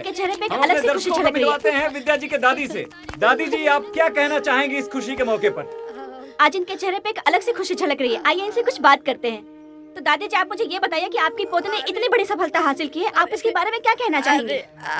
अरे ये सब तो ठीक हो, बस एक उम्मीद बा कि हमार बिटिया रानी का बियाह अच्छे घर में हो जाए। आपकी बेटी ने आईएएस टॉप किया है तो आपको शादी के बारे में क्यों अरे सोचना जब है? लड़की सियान हो जाए तो ओकर सही समय पर बियाह हो जाए तो बहुत अच्छा रहला।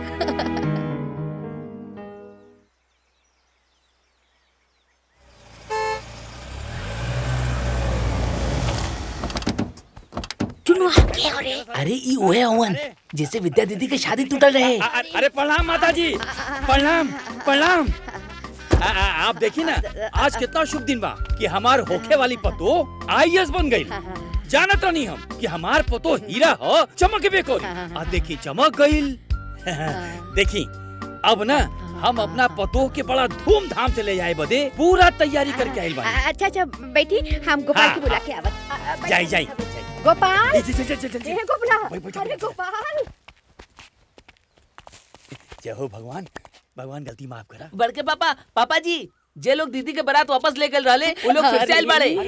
अरे बेटा, भगवान बनवास से आ गए रे। हाँ, अरे उन लोग खुद चल कर आए लवन। अरे बेटा, बाहर बारात उरात सब तैयारी करके आए लवन। ए बेटा, बस जल्दी से तय सब करके हमार बिटिया का ये साल ब्याह कर दा। हाँ चलो बच्ची। बाबूजी रुकिए, का भेल बेटी? हमके कुछ बात करे के बा। आई त अंदर चले। का बात करे क्या? तोरा के मालूम बा? का बात बा? समझ में क्या बता? समझ में नहीं क्या? हमके कुछ नहीं बता। दीदी का बात बा? का बात बा बिटिया? अरे 2 मिनट, बस 2 मिनट रुकिए। अरे का बताई?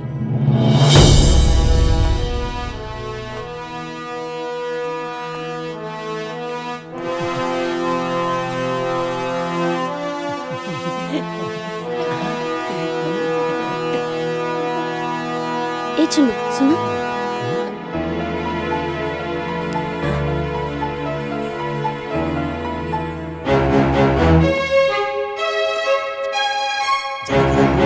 लेकर किस्मत कब बदल जाए क्या जाना था?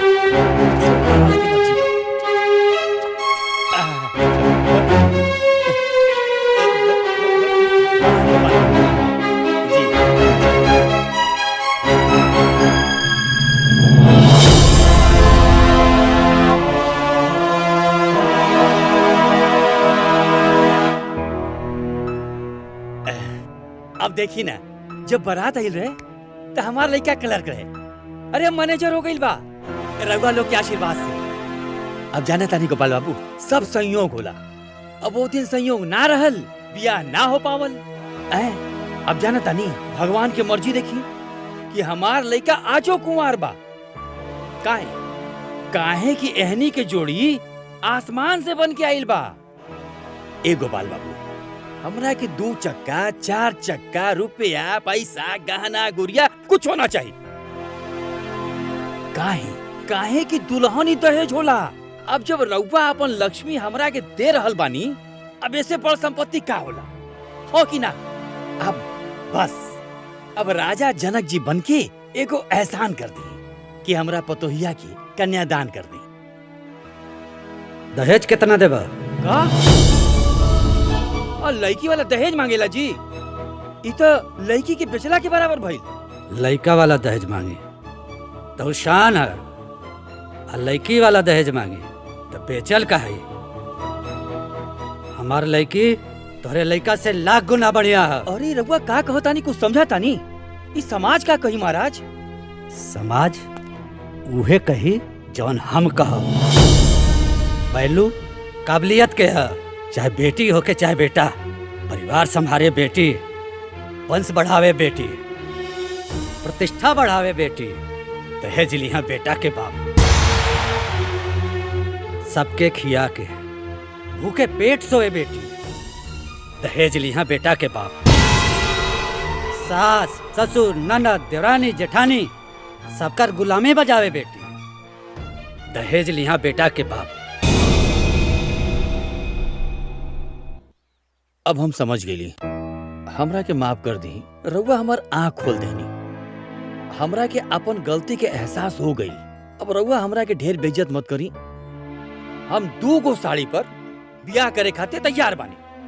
तोहरे जैसन छोट सोच वाला ना हमरे जैसन बड़ सोच वाले के रिश्ता ना कर सकेला।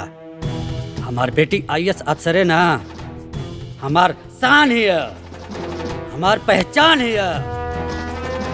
जा यहाँ से। एक बार फिर सोच ली गोपाल बाबू। तू जा यहाँ से।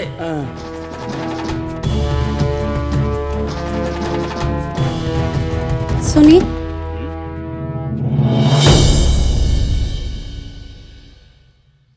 अपना बाबूजी की तरफ से रउआ लोग से हम माफी मांगता नहीं।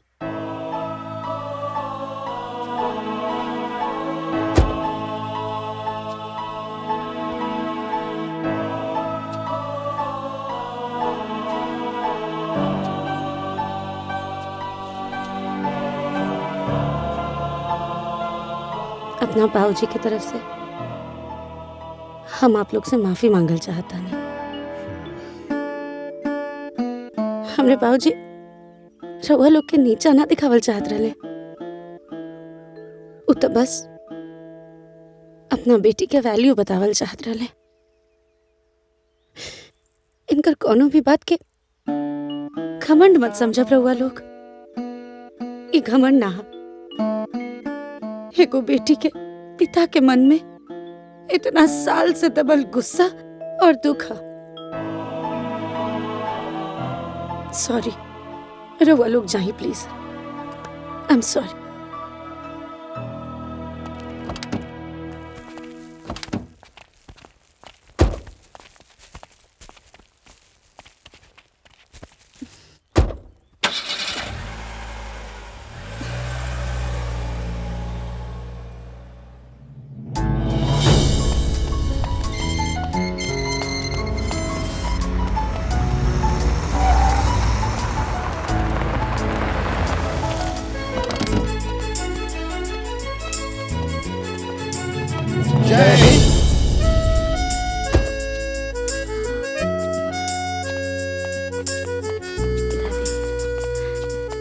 Welcome madam. Thank you. Mishra ji, tempo से सब सामान घर पर शिफ्ट करवा दीजिए।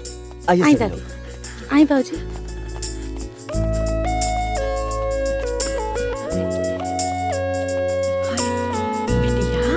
इतना बड़ा घर तो रखे।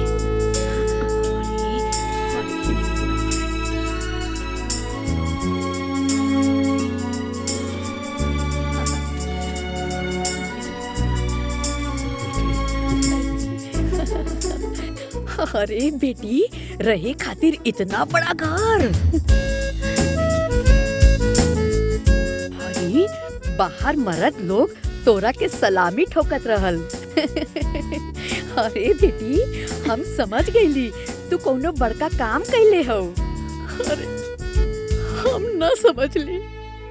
हाय बेटा करत रहले, लेकिन तू तो बेटी हो के भी बेटा से बढ़ के काम कर देलू। आज हमरा के तोरा के सलामी ठोके का मन करत हो।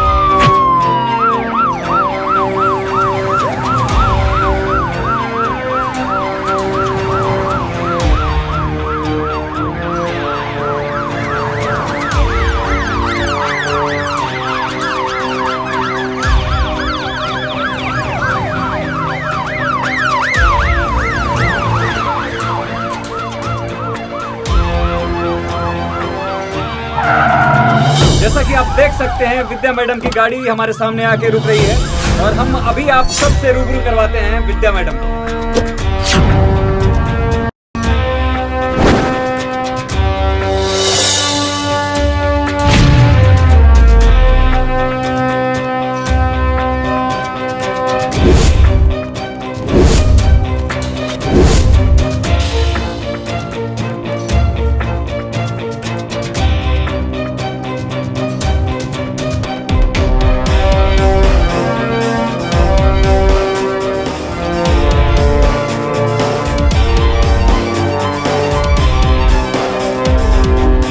सारे एसओ आ चुके हैं। Yes ma'am. 15 मिनट बाद मीटिंग करेंगे। Thank you. जय हिंद।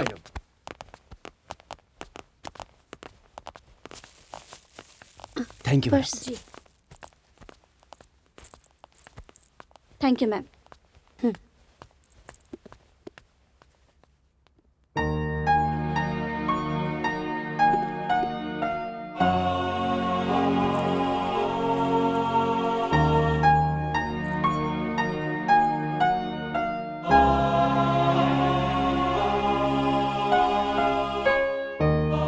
दुर्गा माता तोके शक्ति दी है, तोके नीडर बने हैं और एगो नीडर इंसान अपना साथे साथे पूरे समाज का भला करे ना।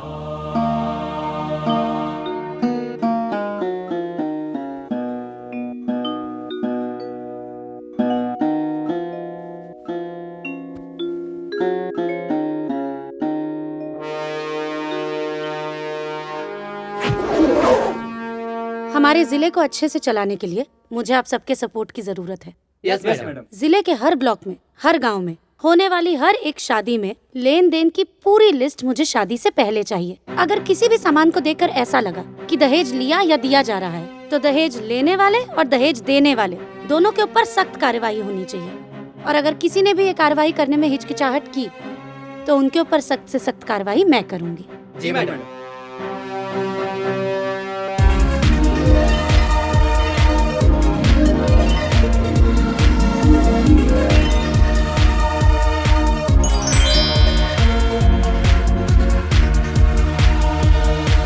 गाजीपुर जिले के नए जिला अधिकारी कुमारी विद्या गोपाल अपने नियुक्ति के साथ ही एक्शन में नजर आ रही हैं। ये मुहिम में सबसे ज्यादा मदद मुझे मेरे मीडिया के दोस्तों की चाहिए। अगर आप लोग हमारा साथ देंगे तो हमारे जिले की कोई भी लड़की कभी भी दहेज की आग में नहीं जलेगी। Thank you. वर्षों से समाज के किसी कोने में उठा के फेंक दी गई सरकार की स्लोगन दुल्हन ही दहेज है, वो पूर्व जीवित करते हुए जमीनी स्तर पर उतारने के लिए कमर कस ली है। जिले में होने वाले हर शादियों का लेन देन का ब्यौरा थाने में देने का निर्देश जारी किया गया है। सरकार द्वारा बनाए गए कानून का उल्लंघन करने वालों पे उचित कार्रवाई करने का निर्देश दिया है।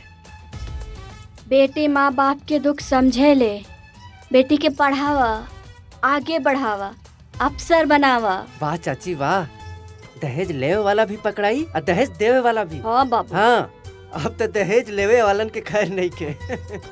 हाँ देखा जयवीर, अब तो जे दहेज लेके ब्याह करी ना, ओके तो जेल जाए के पड़ी और ना तो जिला छोड़े के पड़ी, ना तो ना केहू के छोड़ी ना।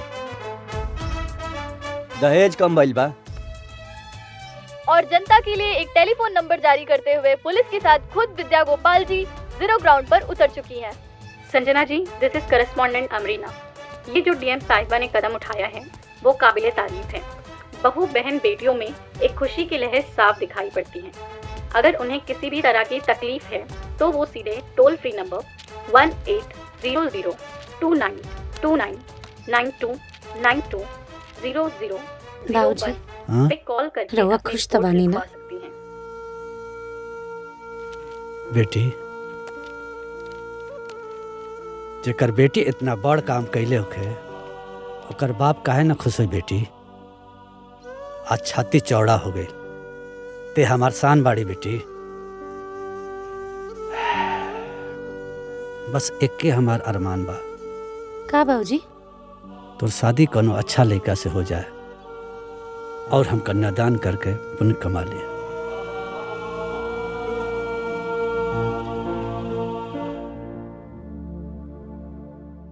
मम्मी। हाँ बेटा। मम्मी, आज दीदी ने हमारा एडमिशन ऐसा इंस्टीट्यूट में करा देली जहाँ बड़ा बड़ा घर के लड़का पढ़े ले। अच्छा। हाँ मम्मी, और वहाँ बहुत अच्छा पढ़ाई होला। अरे वाह बेटा। अच्छा पढ़ाई मतलब हमार अच्छा करियर बनी। मम्मी, एको बात कही। हाँ कहा ना। माई, एक समय रहे जब तू दीदी के एगो पेड़ा खातिर कितना कुछ कहत रहलू। आज उहे दीदी हमरा के एगो नया जीवन देले माई।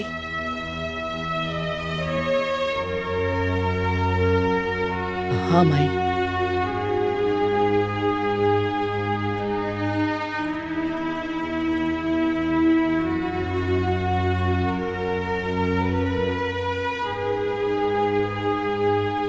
हमारा के माफ कर दे चाची।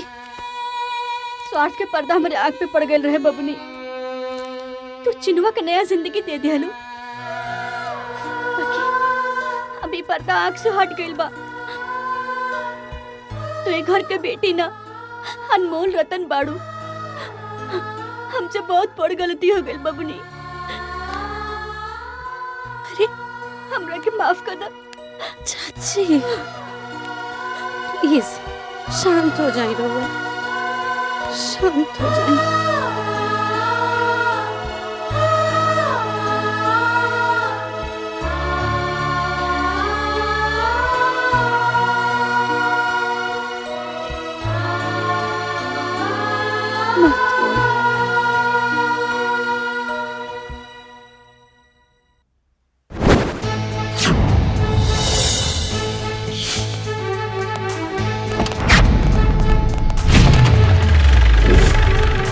गाजीपुर जिला के नए जिला अधिकारी विद्या गोपाल जी अपनी नियुक्ति के साथ नए एक्शन में नजर आ। मैडम, कहीं ऐसा तो नहीं समाज सुधार की आपकी मुहिम लड़कियों के लिए अभिशाप बनती जा रही है? मैडम, आप ये जो दहेज लेने वालों को उठा रही हैं, ये कार्रवाई आखिर कब तक चलेगी? जी मैम बोलिए कुछ। हमने सुना है कि आप अपना पर्सनल फ्रस्ट्रेशन के चलते ये कार्रवाई कर रही हैं, क्योंकि आपकी शादी भी मंडप में ही टूटी थी। नाम क्या है तुम्हारा? लीला। तुम्हारी शादी हो चुकी है लीला? पापा ढूंढ रहे हैं। अच्छा, तो क्या तुमने अभी हाल फिलहाल में अपने पिताजी को ध्यान से देखा है? उनके जूतों को देखा है? उनके बॉडी लैंग्वेज को देखा है? नहीं।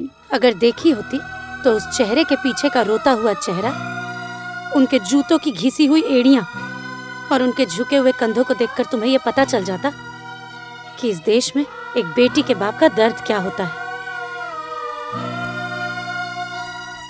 ऐसी कोई शादी नहीं है जिसमें बेटी के बाप का कुछ बिका ना हो। ऐसी कोई शादी नहीं है जिसमें किसी बेटी की माँ का कुछ गिरवी ना रखा गया हो। मैडम, लेकिन लेन देन विवाह का एक अंग है।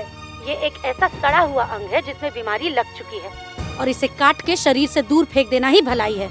अगर सिर्फ सरकारी आंकड़ों को ही देखा जाए तो हर 1 घंटे में एक लड़की की मौत दहेज की वजह से होती है, और ये तो सिर्फ सरकारी आंकड़े हैं।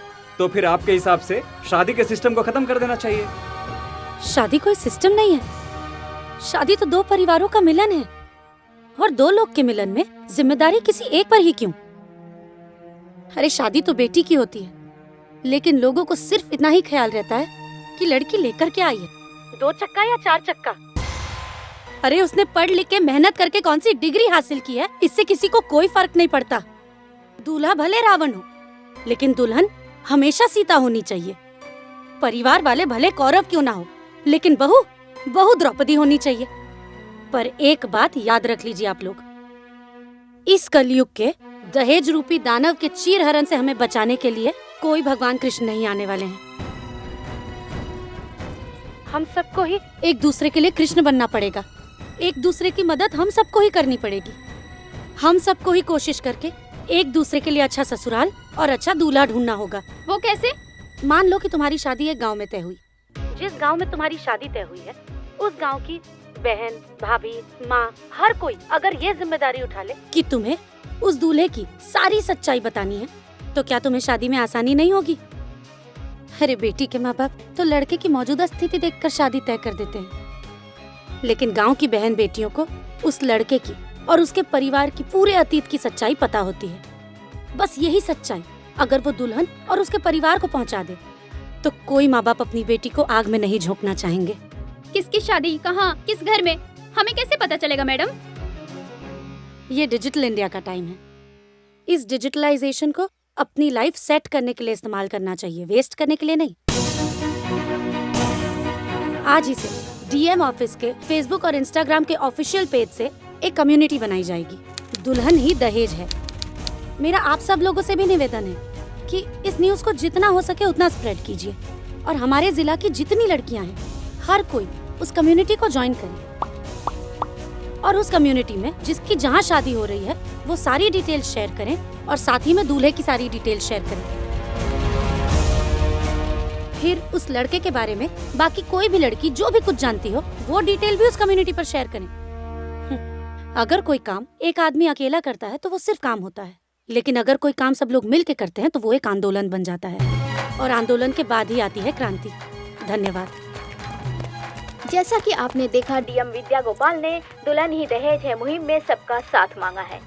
उन्होंने आगे ये भी साफ कहा है कि उनके लिए भी उनकी कम्युनिटी ऐसा ही रिश्ता ढूंढे जिसके परिवार में 3 पुश्तों ने ना दहेज लिया हो और ना ही दहेज दिया हो।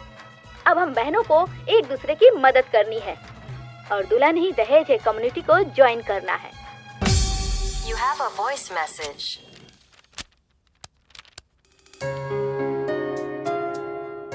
मैडम, मैं नाजिया। मैंने आपको थैंक्स बोलने के लिए मैसेज किया है मैम। मैम, अगर आप उस दिन सही समय पे नहीं आती तो आज शायद मेरी जिंदगी बर्बाद हो चुकी होती। सही समय पे पहुंच के आपने मेरी जिंदगी बर्बाद होने से बचाई और अब ऐसा हो गया है कि मेरे पापा की भी आंखें खुल गई हैं और वो चाहते हैं कि मेरी किसी अच्छे लड़के से शादी हो और अब मेरे घर वाले चाह रहे हैं कि मेरी एजुकेशन अच्छे से कंप्लीट हो और फिर मेरी शादी हो। Ma'am, thank you so much ma'am, thank you so much. Madam, sign.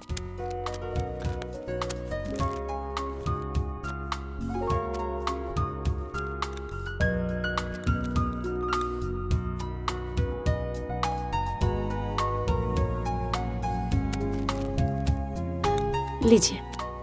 Madam, आप बहुत अच्छा काम कर रही हैं। आपकी बनाई हुई कम्युनिटी दुल्हन ही दहेज है मेरी बेटी के लिए अच्छा रिश्ता ढूंढने में बहुत मदद कर रही है।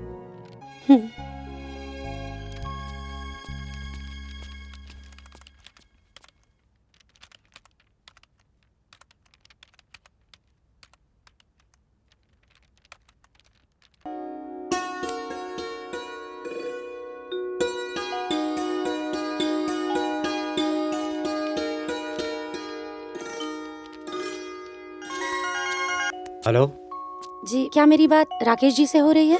जी, मैं राकेश। आप कौन? जी, मैं विद्या गोपाल बात कर रही हूँ। नमस्ते। नमस्ते जी, बोलिए। नमस्ते। एक्चुअली मेरी कम्युनिटी फैमिली ने मेरे फ्यूचर हस्बैंड के लिए आप ही को सर्टिफाई किया है। अरे वाह, कम्युनिटी सर्टिफिकेशन। वैसे मैम, आपने ये जो मुहिम चलाया है ना, बहुत ही सही है। #दुल्हन ही दहेज है हर जगह ट्रेंडिंग है। मैंने जब अपने डिटेल्स भेजे थे मुझे तो खुद भी यकीन नहीं था कि आपकी कम्युनिटी मुझे अप्रूव करेगी। Anyway, thanks. तो क्या मैं ये पक्का समझूं? ओके समझूं? ये ओके है या नहीं ये तो मेरे माता पिता ही बता पाएंगे। क्यों ना आप अपनी फैमिली को लेके मेरे माता पिता से बात कर लें? 100%। अभी मैं ये खुशखबरी अपने फैमिली को देता हूँ। बाय।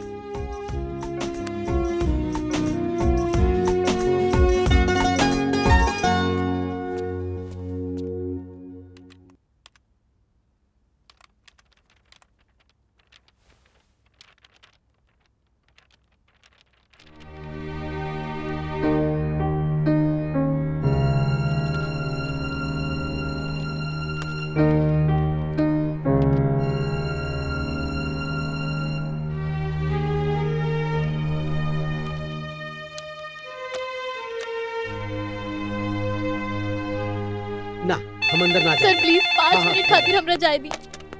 हेलो। राम सिंह जी। जय हिंद मैडम। जय हिंद। नीचे कुछ प्रॉब्लम है क्या? हाँ मैडम, एक औरत है ना, आपसे मिलने के लिए बहुत जिद कर रही है। मैडम, मुझे जरूरी बात करनी है आपसे। मैडम प्लीज, मुझे आपसे मिलना है मैडम। अच्छा ठीक है, उसे अंदर भेजो। जी मैडम, लेके आते हैं मैडम अभी। ये जी, गेट खोलो, गेट खोलो जल्दी। आइए, चलिए।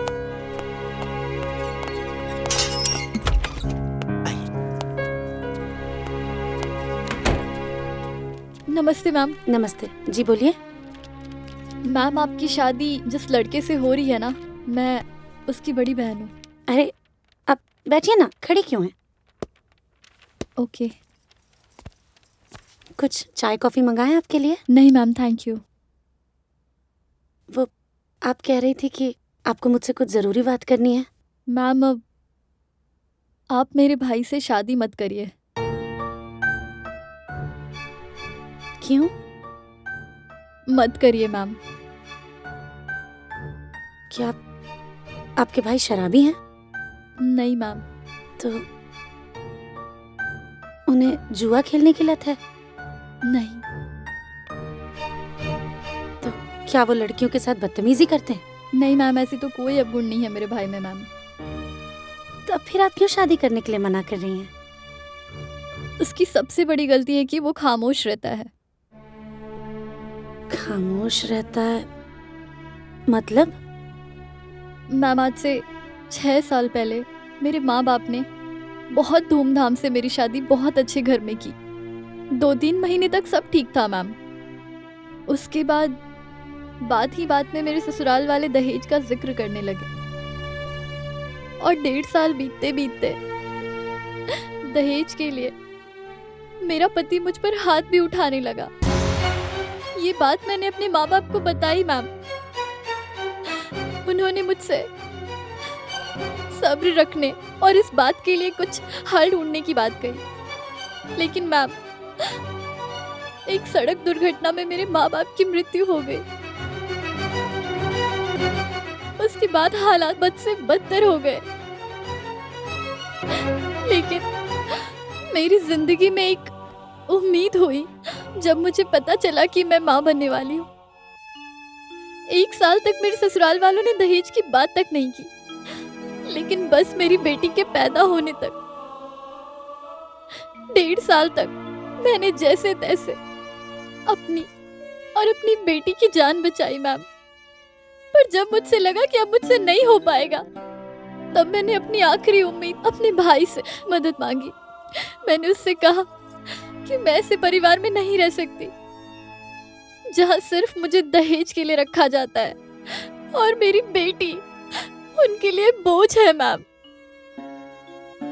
मेरे भाई ने मुझसे कहा कि वो मेरा और मेरी बेटी का खर्च तो उठा सकता है, लेकिन ये बदनामी नहीं उठा सकता कि जहां मेरे स्वर्गवासी पिता ने मेरी शादी तय की है वो रिश्ता गलत है।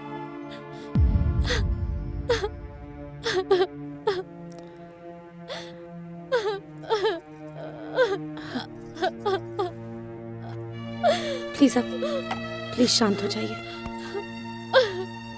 आपके साथ इतना सब कुछ हो रहा था तो आपने पुलिस में कंप्लेन क्यों नहीं की?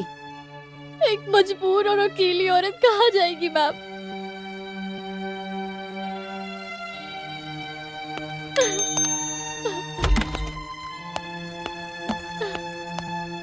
जय हिंद मैडम। जय हिंद। इनकी कंप्लेन लिखिए और 498 के तहत जितने भी केसेस बना सकते हैं उतने केसेस लगाकर इनके ससुराल वालों को अंदर करिए। जी मैडम। ये आपकी कंप्लेन लिख देंगे और उसके बाद भी अगर आपको या आपके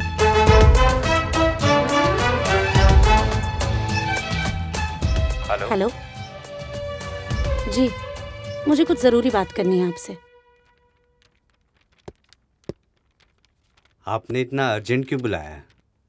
कोई ज़रूरी काम था? मेरी कम्युनिटी फैमिली में हमारे ज़िले की लगभग सारी बहनें जुड़ी हैं और वो हर बहन एक दूसरे के सपोर्ट में खड़ी रहने को तैयार है, लेकिन आप कैसे आदमी हैं? आप आदमी होके अपनी ही बहन के सपोर्ट में खड़े नहीं हो पाए? आपके जैसा डरपोक और स्पाइनलेस इंसान मुझसे तो क्या किसी भी लड़की से शादी करने के लायक नहीं है। अगर आप में थोड़ी सी भी समझ बाकी है तो जाइए और जाकर अपनी बहन का साथ दीजिए। 6 साल तो उसने जिल्लत भरी जिंदगी जी है, कम से कम अब तो वो और आपकी भांजी स्वाभिमान से जी सके। अब प्लीज जाइए।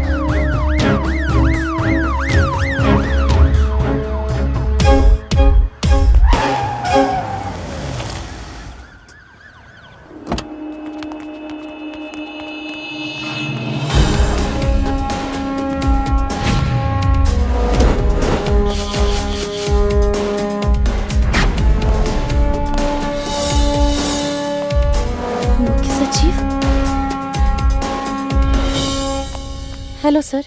जय हिंद। सर आप यहाँ? क्यों, मैं नहीं आ सकता क्या? नहीं सर, ऐसी बात नहीं, आप आइए ना सर प्लीज।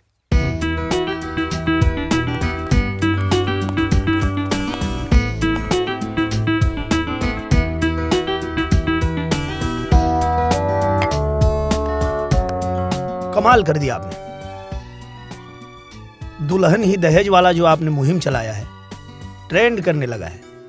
जहां देखिए बस उसी की चर्चा हो रही है। अगर आप ही की तरह हर जिले पे डीएम हो जाए तो बदलते भारत की तस्वीर हम लोग जल्दी देख पाएंगे। थैंक यू सर।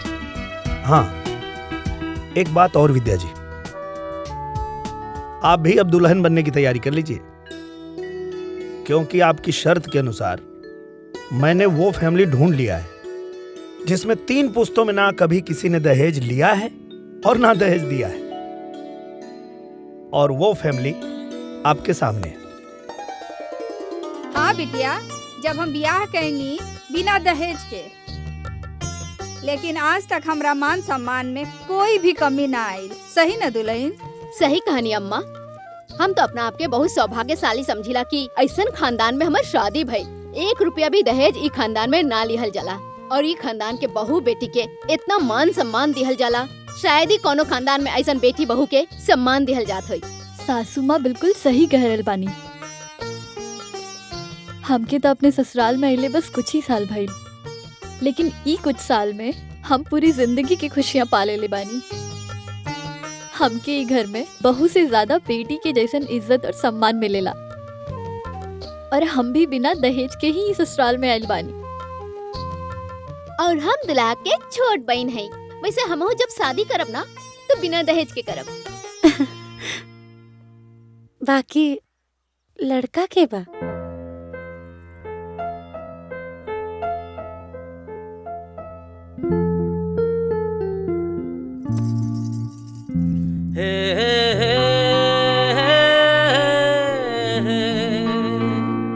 ला ला ला ला ला ला।